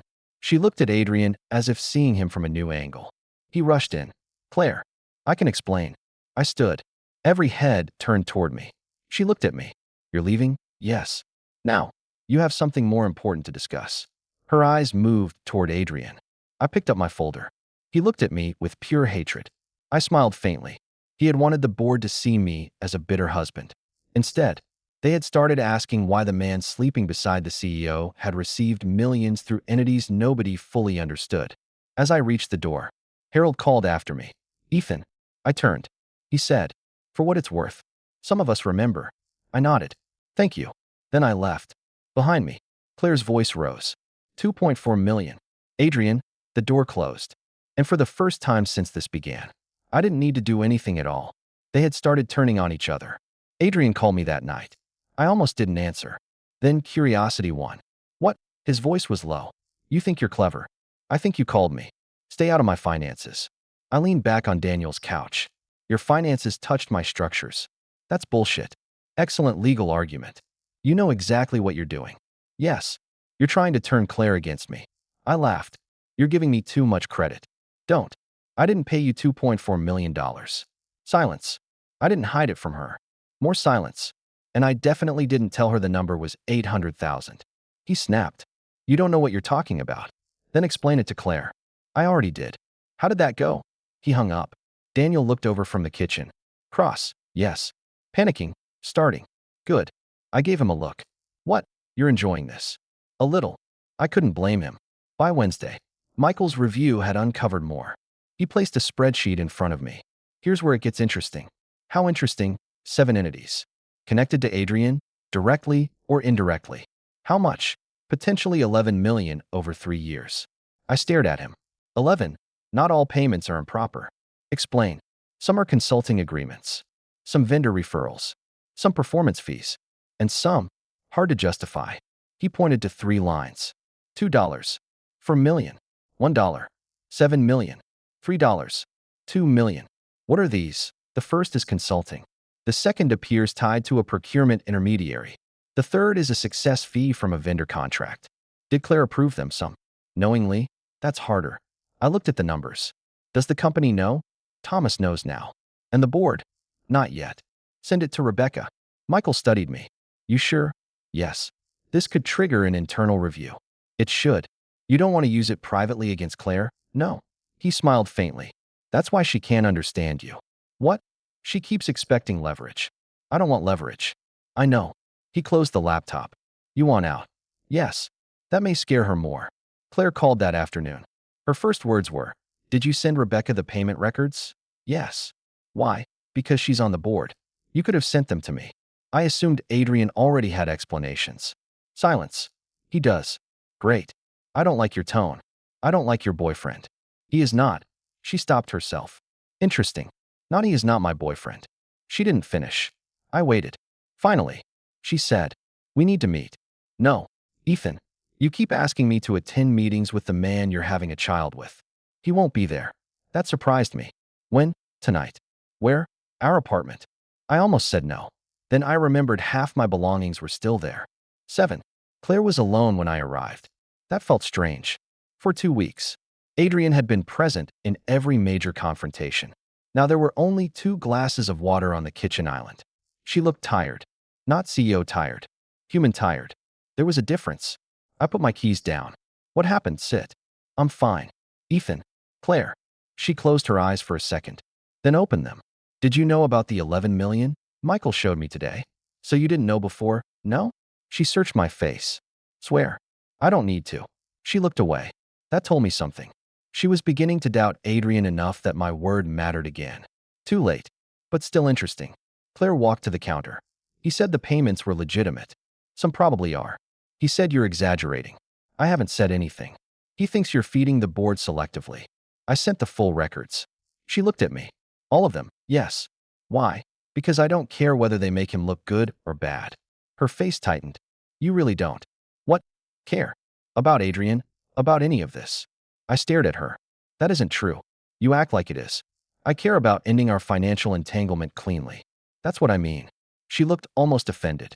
2 weeks ago, she expected me to raise another man's child. Now she was upset that I had emotionally detached too quickly. I nearly admired the arrogance. She sat down. "He admitted the consulting total was higher." "How much?" 6.8 million. I frowned. "Michael found 11. Her head snapped up. "What?" I said nothing. Her face drained. 11? Potentially. He said 6.8. Then ask him about the rest. She stared at the counter. For several seconds, she looked lost. Then anger appeared. Not at Adrian. At me. "This is exactly what you wanted." "No. You wanted me to discover things." "I wanted to discover things." "You knew this would happen." "No. You froze the accounts and started digging." "Yes. And now everything is falling apart." I looked at her. "Do you hear yourself?" "What?" "You're angry at me because reviewing the money exposed things." "That isn't what I said." "It is." She stood. "You're enjoying watching me question everyone." "I wish you had questioned them earlier." That landed. She went quiet. I continued. "You question me constantly." Her expression changed. "What?" "Every decision. Every reaction. Every boundary. Because you were acting irrationally." I froze my money. "You blew up our life. You had Adrian's child." "Stop saying it like that." "How should I say it?" She didn't answer. I stepped closer. "You trusted him enough to create a child with him." "Yes." "You trusted him enough to let him restructure your company." Her jaw tightened. "Yes." "You trusted him enough to let him explain my role to the board." Silence. "But you never trusted me enough to tell me what you were doing." She looked down. That was the first time I saw shame. Brief. Barely there. But real. Then her phone rang. "Adrian." She stared at it. Declined. My eyebrows rose. Claire saw. "Don't." I didn't say anything. "You were going to." "No." The phone rang again. Declined. Then a message appeared. She read it. Her face hardened. "What?" I asked. "Nothing." "Claire." She laughed bitterly. "He wants to know if you're here." "How does he know?" Her face changed. She typed something. Then another message came. She stood suddenly. "He has access to my home assistant system." I stared at her. "What?" "I gave him access months ago for scheduling." "Of course you did." "Don't." She disabled something on her phone. Then another message. She read it. Her jaw tightened. "He says you're manipulating me." I'm standing 10 feet away doing nothing. "I know." There it was. 2 words. Quiet. But important. "I know." She called him. He answered immediately. I could hear his voice. "Claire, did you access the apartment system?" Pause. "I asked you a question." His voice became defensive. "I just wanted to make sure you were safe." She laughed. Not kindly. "Safe? With him there?" "Yes." I almost smiled. Claire didn't. "Do not access my home again." "Claire." "He's turning you against me." "No. You don't see what he's doing." "What is he doing?" "He's using the money. The board. The building. Everything." Claire looked at me. For once. I didn't look away. She said into the phone, "He hasn't asked me for anything."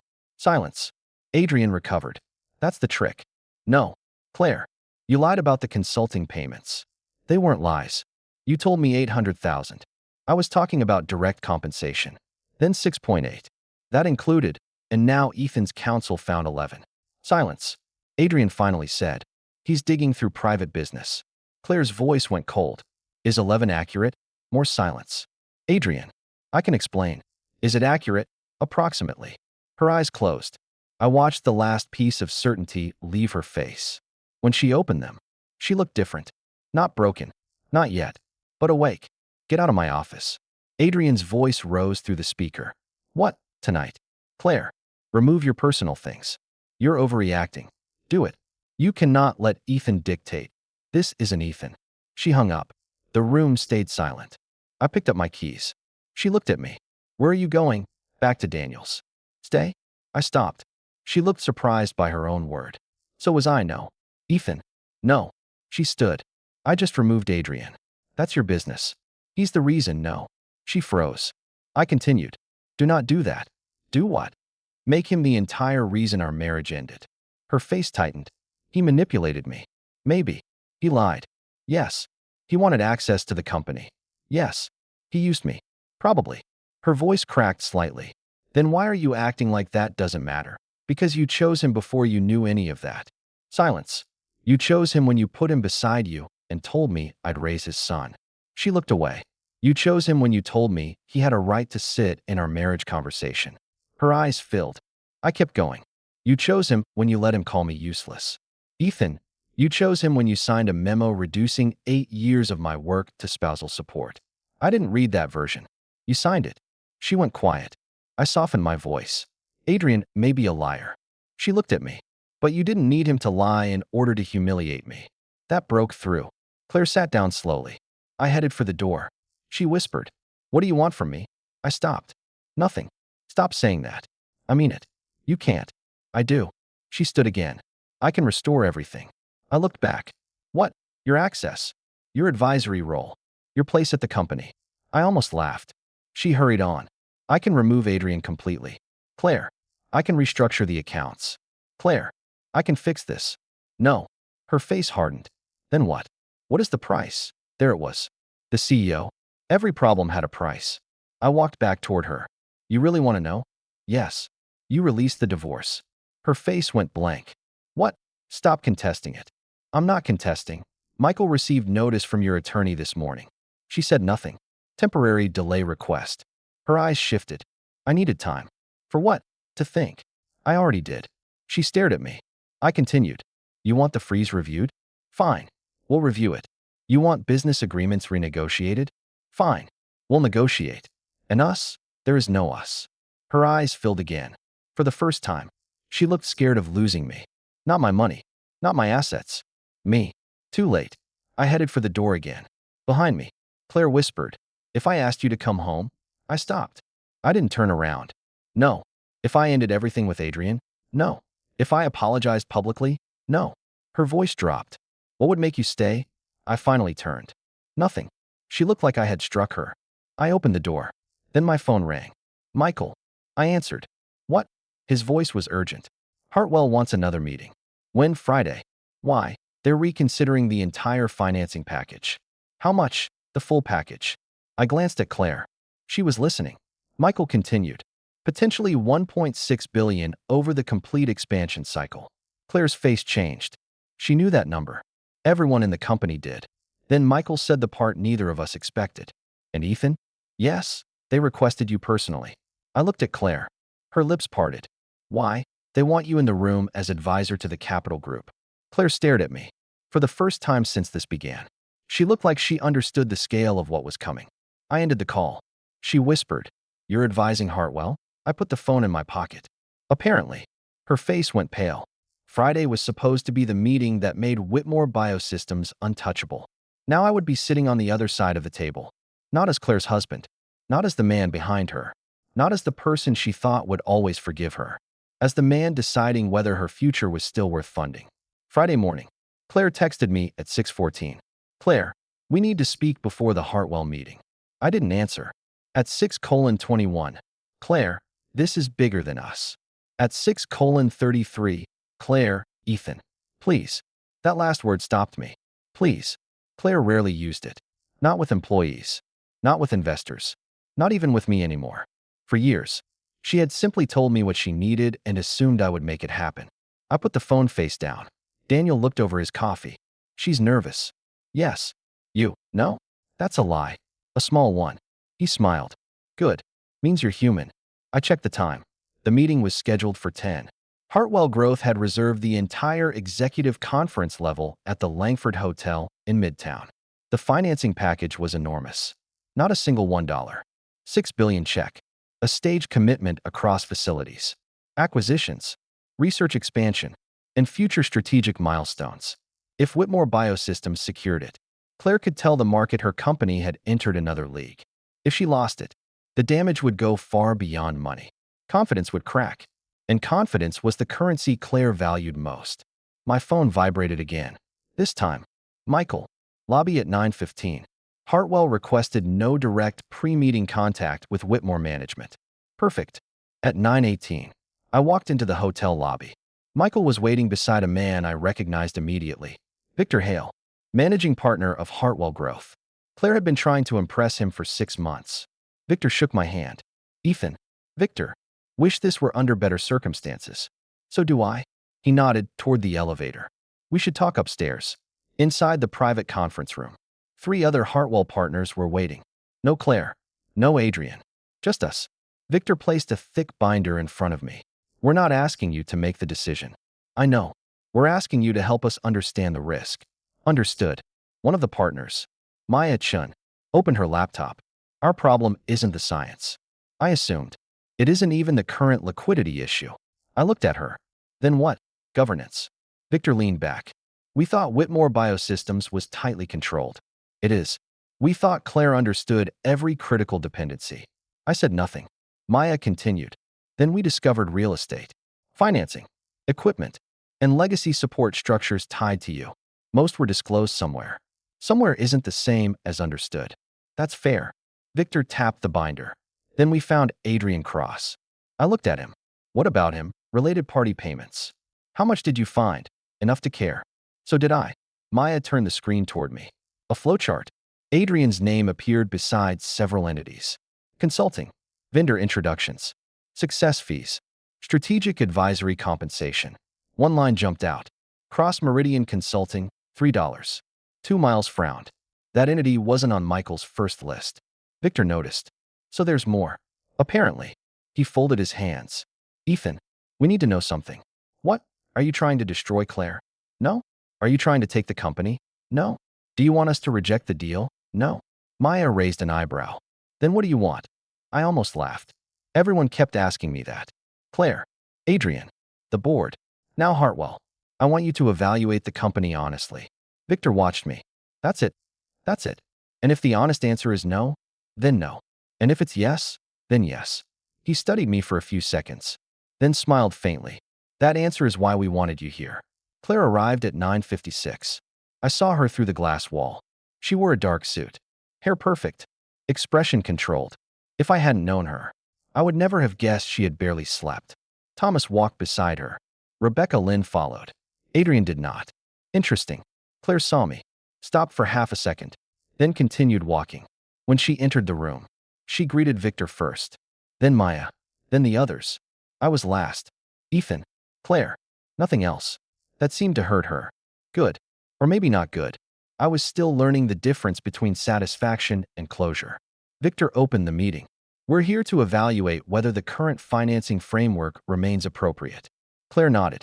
We're prepared to address every concern. I hope so. For the first 40 minutes. She was brilliant. That was the truth. Claire understood the science, the market, the pipeline, the acquisition targets. She answered questions quickly and precisely. I remembered why investors once fell in love with her vision. Then Maya changed the subject. Let's discuss independence from related party support. Claire's shoulders tightened. Thomas opened a file. We've prepared a transition plan. Timeline, 18 months. Victor frowned. That long? Claire answered. We can accelerate. How much? 12 months. I spoke for the first time. Not realistically. Every eye turned toward me. Claire's jaw tightened. Victor asked. Why? The equipment leases alone need replacement counterparties.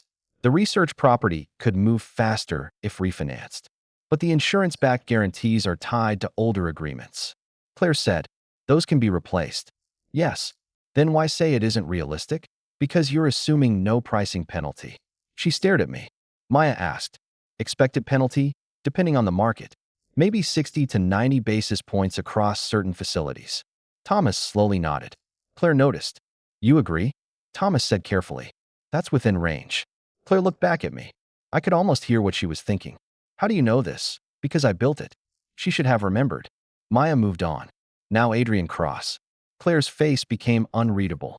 He's no longer part of executive operations. Effective when? 3 days ago. Why? Claire paused. Internal concerns. Victor asked. Financial? Yes. Personal? Another pause. Yes. Maya clicked to a new slide. Adrian's payment network appeared. Claire stared at it. I saw the exact second she noticed the $3. 2 million entity. What is Cross Meridian? Thomas leaned forward. I haven't seen that. Neither had I, Maya said. Vendor success fees routed through an intermediary tied to Mr. Cross. Claire's voice dropped. How much? 3.2 million. Silence. Then another slide. Aggregate potentially related compensation, $14. 6M. Claire looked like someone had removed the floor beneath her. 14? Victor nodded. Potentially. Claire looked at Thomas. He looked stunned. Then she looked at me. I shook my head once. I hadn't known either. That mattered. She understood immediately. This wasn't my attack. This was Adrian. Maya continued. We need clarity on whether management knew. Claire's face went cold. I did not. Can you document that? Yes. Victor looked at me. Ethan? Claire's eyes narrowed. Why are you asking him? Because several payments intersect structures his counsel reviewed. I answered carefully. We found roughly 11 million before today. Claire closed her eyes for 1 second. Then opened them. Why didn't you tell me about the additional 3? I didn't know. Her voice softened. You really didn't. No. That exchange changed something in the room. Not business. Something else. Victor brought us back. Claire, this is the issue. I understand. No, I don't think you do. Her expression hardened. He continued. The science is excellent. The growth case is excellent. But we are not financing a company where the CEO doesn't understand where $14 million went to a man operating beside her. Claire said nothing. The sentence was brutal because it was true. I looked down at the table. She didn't need me to humiliate her. Reality was doing enough. After another hour, Victor called for a break. Claire followed me into the hallway. Ethan. I kept walking. Ethan. I stopped. She stood a few feet away. What? Did you know they were going to raise Adrian? I knew they were concerned. Not the 14 million. No. She searched my face. Then whispered. I believe you. I almost laughed. Congratulations. Her eyes flashed. I'm trying. I know. Then stop treating everything I say like it's too late. It is too late. She looked away. For a second. She wasn't a CEO. She was just my wife. Or the woman who used to be. Then she asked, what do you think they'll do? I don't know. Would you fund us? That surprised me. I stared at her. Claire, I'm asking seriously.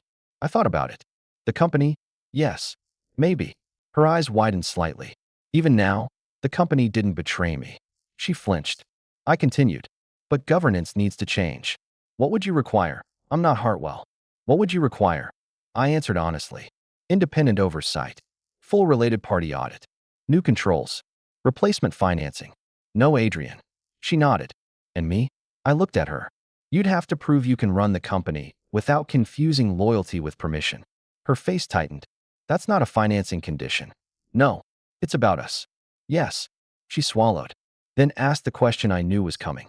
What do you want from me? Nothing. Her eyes filled with anger. Stop saying that. It's true. No one wants nothing. I want a divorce. That's something. Fine. I stepped closer. I want you to stop fighting it. She stared at me. Before she could answer, Victor opened the conference room door. We're ready. The meeting resumed. Victor didn't waste time. Hartwell is not proceeding under the existing $1.6 billion framework. Claire went still. Thomas looked down. Rebecca's face tightened. Victor continued. We are not walking away entirely. Claire looked up. We're prepared to reopen negotiations under a revised structure. How revised? Materially. The word hurt. I could see it. Higher protections. More oversight. More conditions. Less trust. Maya added. There will be an independent governance review before any first closing. Claire nodded slowly. And valuation? Victor paused. Lower. She closed her eyes. How much lower? We'll send the range. That meant bad enough not to say aloud. Claire sat there for several seconds, then regained control. We'll review. Victor nodded. Good. The meeting ended. Everyone started packing. I stood. Claire didn't. As I reached the door, she said quietly, Ethan. I turned. The others were already leaving. What? She looked exhausted. What would make you come home? There it was again. Not the company. Not the financing. Us. I answered the same way. Nothing. Her voice shook. You can't mean that. I do. After 8 years. Yes. After everything, I held her gaze. After everything. She looked at me like she finally understood why that phrase hurt. I left. Behind me. The $1.6 billion deal was no longer the biggest thing Claire had lost. And for the first time, she knew it. Adrian disappeared for 4 days. Not literally. He stopped coming to headquarters. Stopped returning Thomas's calls. Stopped responding to Rebecca. His corporate email remained active for 2 days. Then went silent. Claire noticed first. Then everyone else did. On Tuesday morning, Michael called me. We found something. That sentence is never good anymore. You're going to want to see this. An hour later, I was in his office. He turned a laptop toward me. Private messages recovered from a vendor review. Legal? Yes. Whose? Adrian's. I leaned forward. The first thread was between Adrian and a man named Lucas Bennett. I didn't know him. Michael explained. Former associate. Did private investment work with Cross. I read. The messages went back almost a year. At first, nothing shocking. Business. Travel. Claire. Then one line stopped me. Once the kid is born, Ethan is finished. Claire won't choose the husband over the father of her son. I read it again. Then the next. He's too loyal to leave anyway. Worst case. He raises the kid and keeps the money stable. My jaw tightened. Michael said nothing.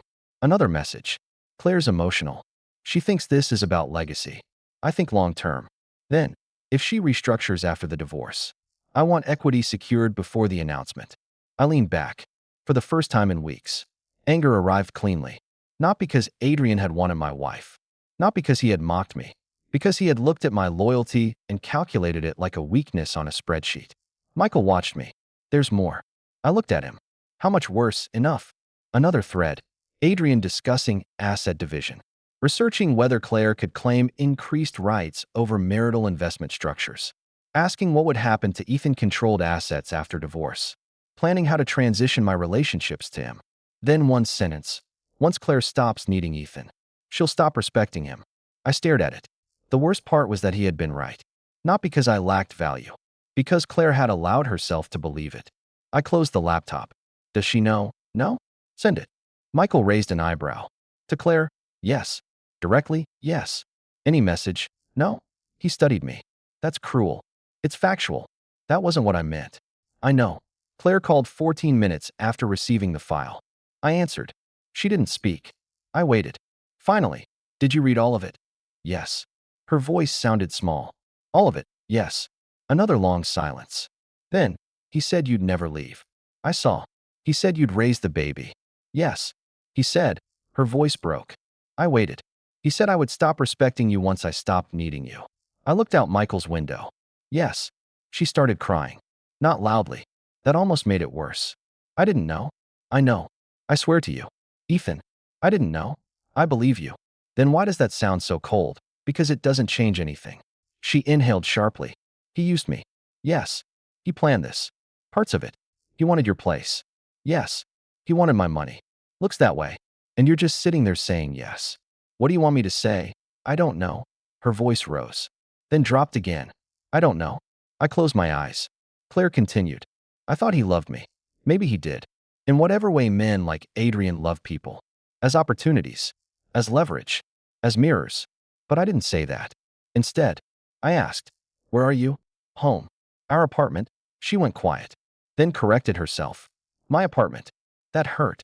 For both of us. Is Adrian there? No. Good. I removed his access. Good.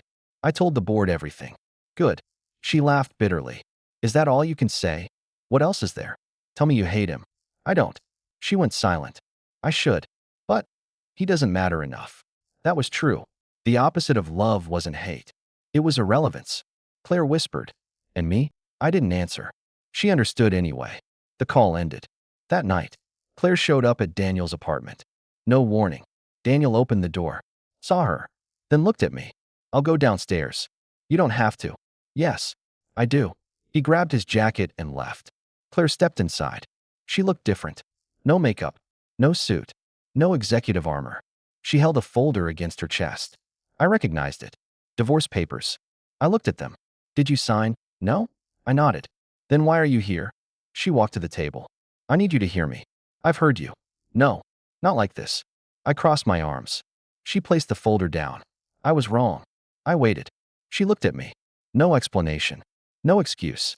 No strategy. That was new. I was wrong. Still, I said nothing. She continued. I humiliated you. Yes. I used money I had no right to use that way. Yes. I let Adrian sit beside me because I thought it would make the conversation easier. For you. Yes. I told myself the procedure made it different from cheating. It didn't. I know. Her eyes filled. I know now. I looked away. Claire stepped closer. I kept thinking you would stay because you always stayed. I turned back. There it is. She nodded. I know. You thought I had no limit. Yes. And you thought loving you meant I'd accept whatever you gave me. She swallowed. Yes. For the first time. She wasn't fighting the truth. That made it harder, not easier. She opened the folder. I can fix the company side. This isn't about the company. I know. I don't think you do. She pulled out a document. Adrian is gone. That's your decision. I canceled his consulting authority. Good. I'm cooperating with the audit. Good. I'm removing him from every private arrangement. I frowned. What does that mean? The fertility structure. I looked at her. She continued carefully. The surrogate arrangement is already far along. I said nothing. The baby is innocent. I know. I won't abandon him. I didn't ask you to. Her eyes filled again. But I'm not asking you to raise him. That sentence should have come months ago. Instead, it arrived now. I nodded once. Good. I'll take full responsibility. Good. She almost laughed through tears. You really have nothing else. What do you want? I want you angry. I want you to scream at me. No. Why? Because then you could believe this is still a fight. She froze. I continued. It isn't. Her face changed. A fight meant both people still wanted the same thing badly enough to struggle over it. I didn't. Claire looked at the divorce papers. I can give you more. I stared at her. What money? I laughed. She flinched. Equity. No. Property. No. Control of Cole Meridian. It's already mine. She shut her eyes. I'm trying. You're negotiating. That's what I know how to do. I know. She looked at me helplessly. What else can I offer? Nothing. There has to be something. No. I can publicly admit what I did. No. I can step down. No. I can sell the company. No. Then tell me what you want. Her voice cracked across the room. I looked at her, then at the divorce papers. I turned the folder around and pushed it toward her. That. She stared at it. Signing that. Her breathing became shallow. You really want the divorce? Yes. Even after knowing Adrian planned all of this? Yes. Why? Because Adrian's lies didn't make you choose him. Her face went pale. You did that yourself. She looked down. I kept going. He didn't force you to spend $12 million. No. He didn't force you to use my money. No. He didn't force you to tell me I'd raise the child. Her shoulders shook. No. He didn't force you to remove me from the company. No. He didn't force you to approve that memo. She whispered. No? So stop making him the reason. She covered her mouth. I softened my voice. He may have planned to replace me. She looked up. But you opened the door. That broke her. Claire sat down and cried. I didn't touch her. I wanted to. That was the dangerous part. 8 years didn't disappear because I made a decision. My body still remembered comforting her. My hands still remembered reaching for her. But love without dignity was just another form of surrender. So I stayed where I was. After several minutes, she whispered, if I sign. That's it. Yes. No second chance. No. No waiting, no. No possibility later. I hesitated. Then answered honestly. I don't know who will be later. Her eyes lifted. But I know who we are now. She stared at the papers. Then at me. What if I can't sign? Then the process continues anyway. That hurt her. I could see it. But truth was better than false hope. She picked up the pen. Held it. Then put it down. I can't. I nodded. She looked surprised. You're not angry. No? You're just going to leave? Yes. She stood slowly. At the door. She stopped. Ethan.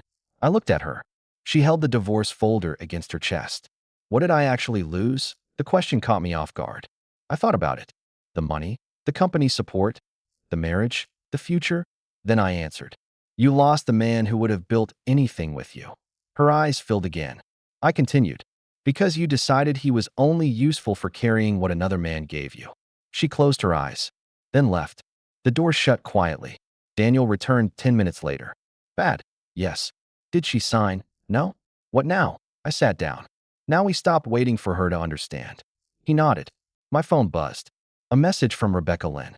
Special shareholder session confirmed for next Thursday. Governance restructuring will be on the agenda.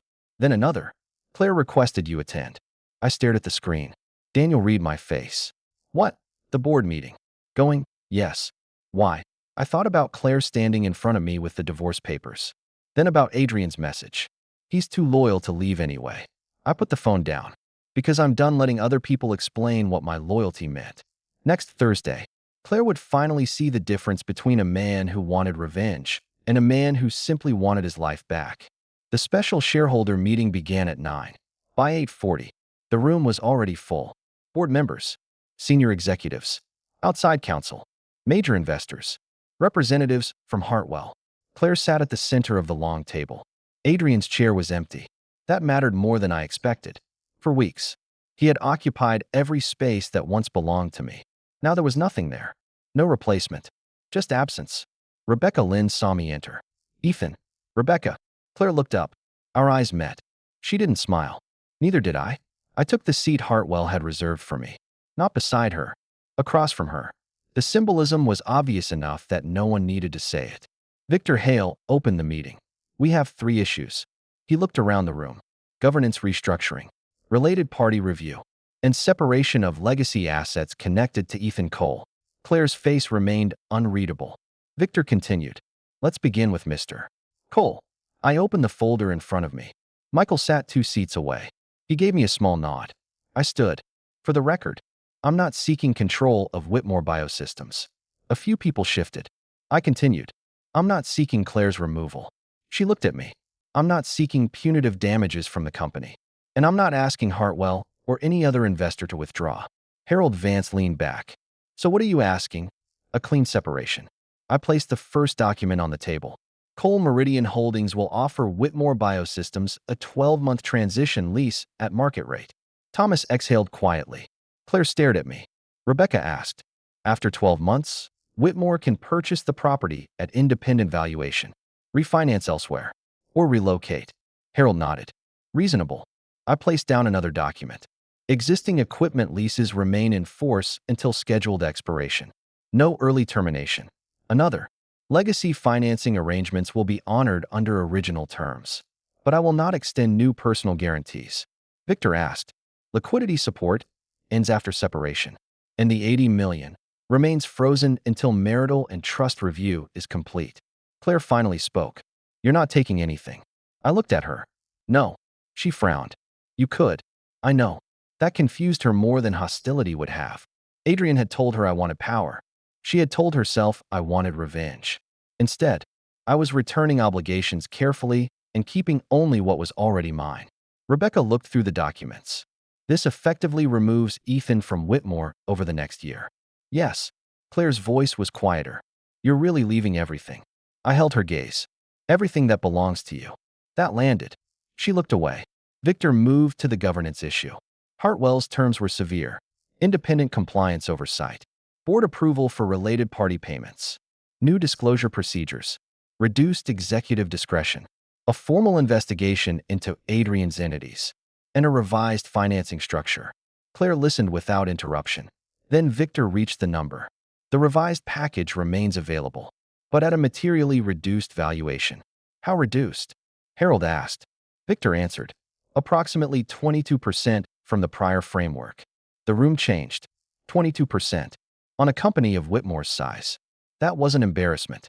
That was billions in paper value. Claire didn't react immediately. She just stared at the table. Thomas whispered. Claire. She looked up. Continue. Victor did.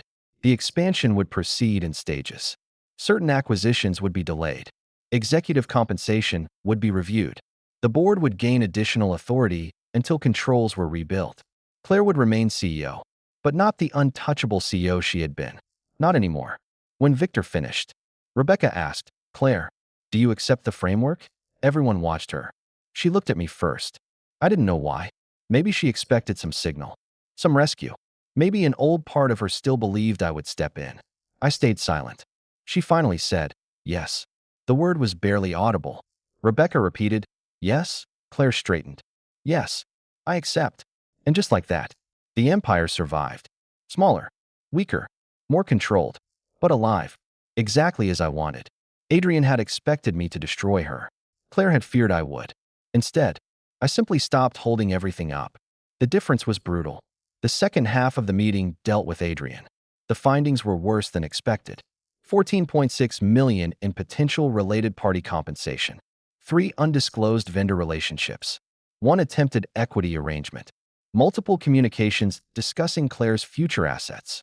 Rebecca read the summary without emotion. Claire listened like a woman hearing details about a stranger. When it ended, Harold asked, did management approve all of this? Thomas answered, no.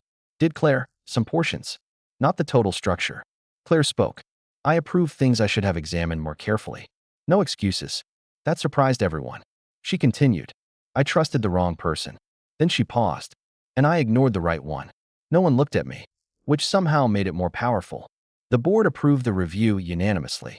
Adrian's access was permanently terminated. Any recoverable payments would be pursued through corporate channels. His strategic role was gone. His future equity discussions were dead. The man who had spent 18 months trying to replace me had ended up with nothing. I felt almost no satisfaction. That surprised me. Maybe because by then, Adrian had become small. The real loss had never been him. It had been Claire, or who I thought Claire was. After the meeting, people slowly left. Hartwell first, then council, then senior management. Eventually, only Claire, Harold, Rebecca, Thomas, Michael, and I remained. Harold stood. Before leaving, he stopped beside Claire. You know, your husband once risked nearly everything for this company. Claire looked up. I know. Harold shook his head. No. She frowned. You don't. I looked at him. Harold. He ignored me. In 2019, North Star was prepared to walk. Claire nodded. I remember. What you don't remember is Ethan personally guaranteed the bridge. Her face changed. What? I said. That isn't necessary. Harold looked at me. It is now. Then back to Claire. He pledged almost everything liquid he had left. Claire stared at me. You never told me that. I said nothing. Harold continued. He called me at 3 a.m. and said if you failed, he wanted it to be because the science failed, not because no one gave you enough time. Claire's eyes filled. Why didn't you tell me? I looked at her.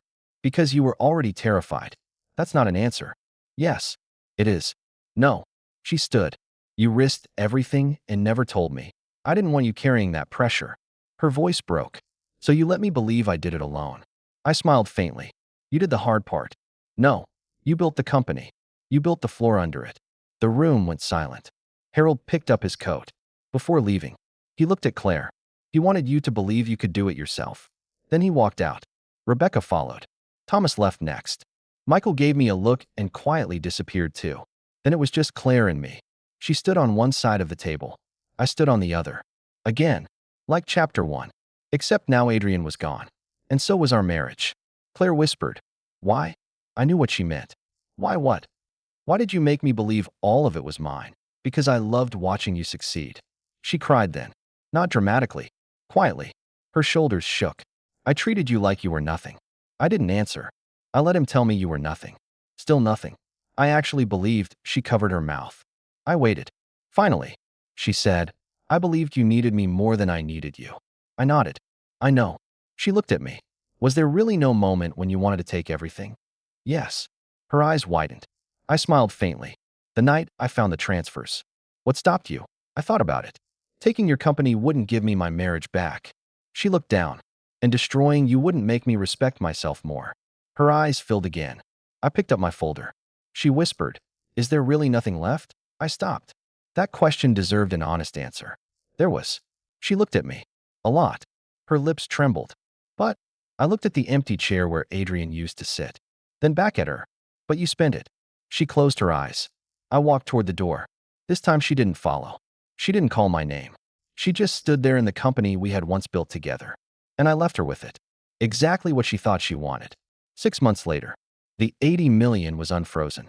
Not all at once. Michael would never allow anything that dramatic. The trust review ended first, then the marital asset separation, then the final accounting.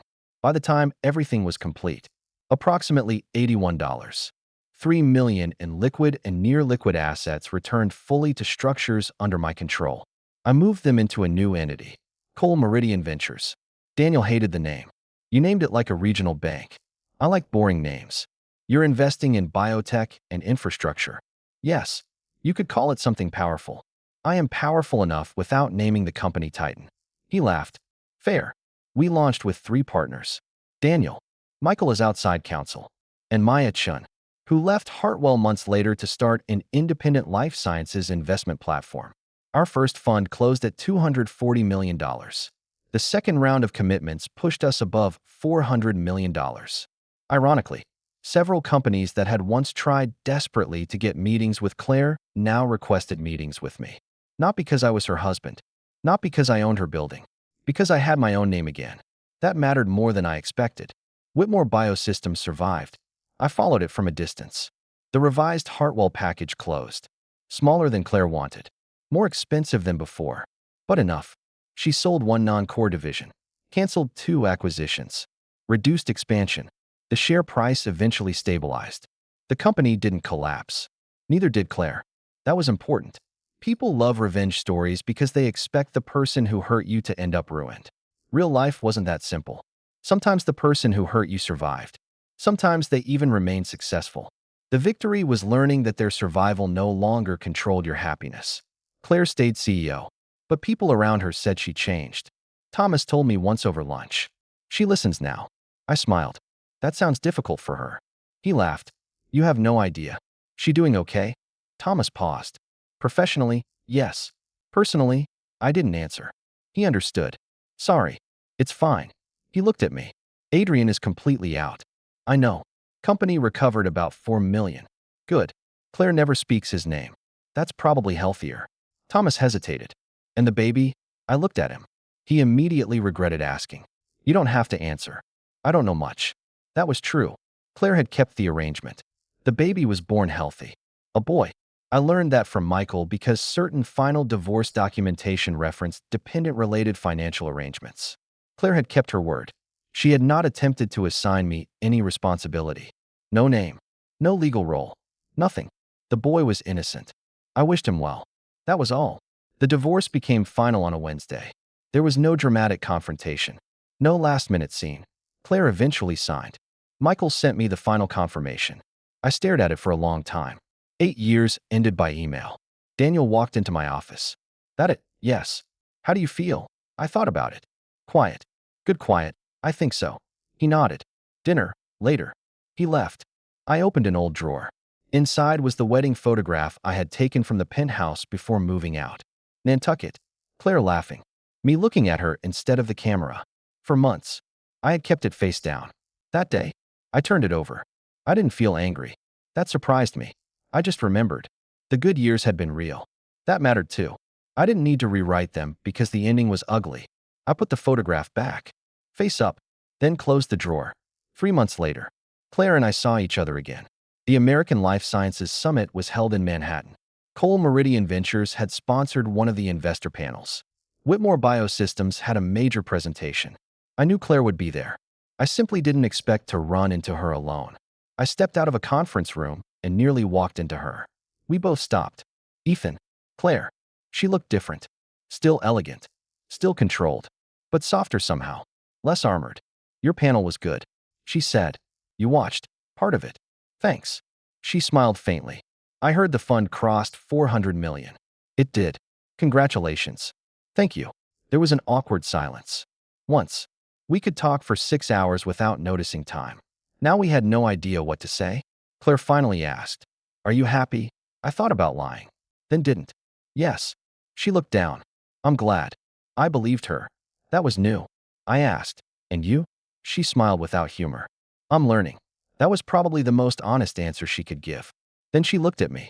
There's something I've wanted to ask. Okay. If I had chosen you that day, she stopped. I knew what she meant. If I had told Adrian to leave the office and apologized immediately. Would we still be married? I looked at her. For a long moment. I didn't answer. Then I said, "You didn't lose me that day." Her brows drew together. What? The office wasn't the first moment. She stared. I don't understand. It had been happening for years. How? Every time you assumed I would stay. Her face changed. Every time you thought my silence meant agreement. I continued. Every time you treated my support like something automatic. Her eyes filled. The child was just the moment I finally saw it clearly. She whispered, so there was no single mistake. No, that's worse. Yes. She looked away, then back. I really thought love meant you wouldn't leave. I nodded. I know. She swallowed. I confused loyalty with weakness. Yes. That answer hurt her. But she didn't argue. Then she asked, "Do you hate me?" No. "Do you forgive me?" That was harder. I thought about it. Yes. Her eyes widened. You do? I don't want to carry it anymore. Hope flickered across her face. I stopped it before it grew. Forgiveness isn't reconciliation. The hope disappeared. I know. I hope you do. She nodded, then smiled through tears. I'm trying. I stepped back. I should go. Ethan. I stopped. She looked at me. Thank you. For what? For not destroying me. I almost laughed. You did enough damage yourself. She laughed too. Small. Painful.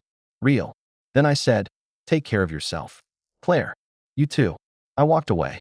This time, she didn't chase me, and I didn't look back. 2 weeks later, I was in my office reviewing 3 new investment proposals. My assistant, Olivia, knocked. Got one more. From who? She hesitated. Whitmore Biosystems. I looked up. What do they want? New financing partnership. Smaller research program. 25 million initial round. I held out my hand. She gave me the file. Claire's company. On my desk. Again. For years, my life had revolved around keeping that company alive. Now it was simply one investment opportunity among many. I read the first page. Strong science. Better governance. Cleaner structure. Reasonable terms. Then I saw Claire's signature. I stopped. Olivia waited. Want me to schedule them? I closed the file. No. Reject? I thought about it. Then shook my head. Send it to Maya's team. Olivia smiled. So you're not killing it? No reason to. Just not handling it personally. Exactly. She took the folder. At the door. She turned. Anything else? No. Then I remembered something. Actually. She waited. Tell them I wish them well. She nodded and left. I sat alone. Manhattan stretched beyond the glass. Years ago, I thought loving Claire meant helping her build whatever future she wanted. I thought sacrifice was proof of devotion. I thought staying made me strong. Sometimes it did. But staying too long could become another kind of fear. The night I froze $80 million. I thought I was protecting what was mine. I was wrong. The money was never the important part. The important thing I took back was the right to decide where my loyalty ended. Claire had once looked me in the eye and told me I would raise another man's son. She thought I would accept it because I loved her. Instead, I walked away. The company survived. She survived. I survived. And somewhere along the way, I stopped being the invisible man behind someone else's empire. I built my own. This time, my name was on the door.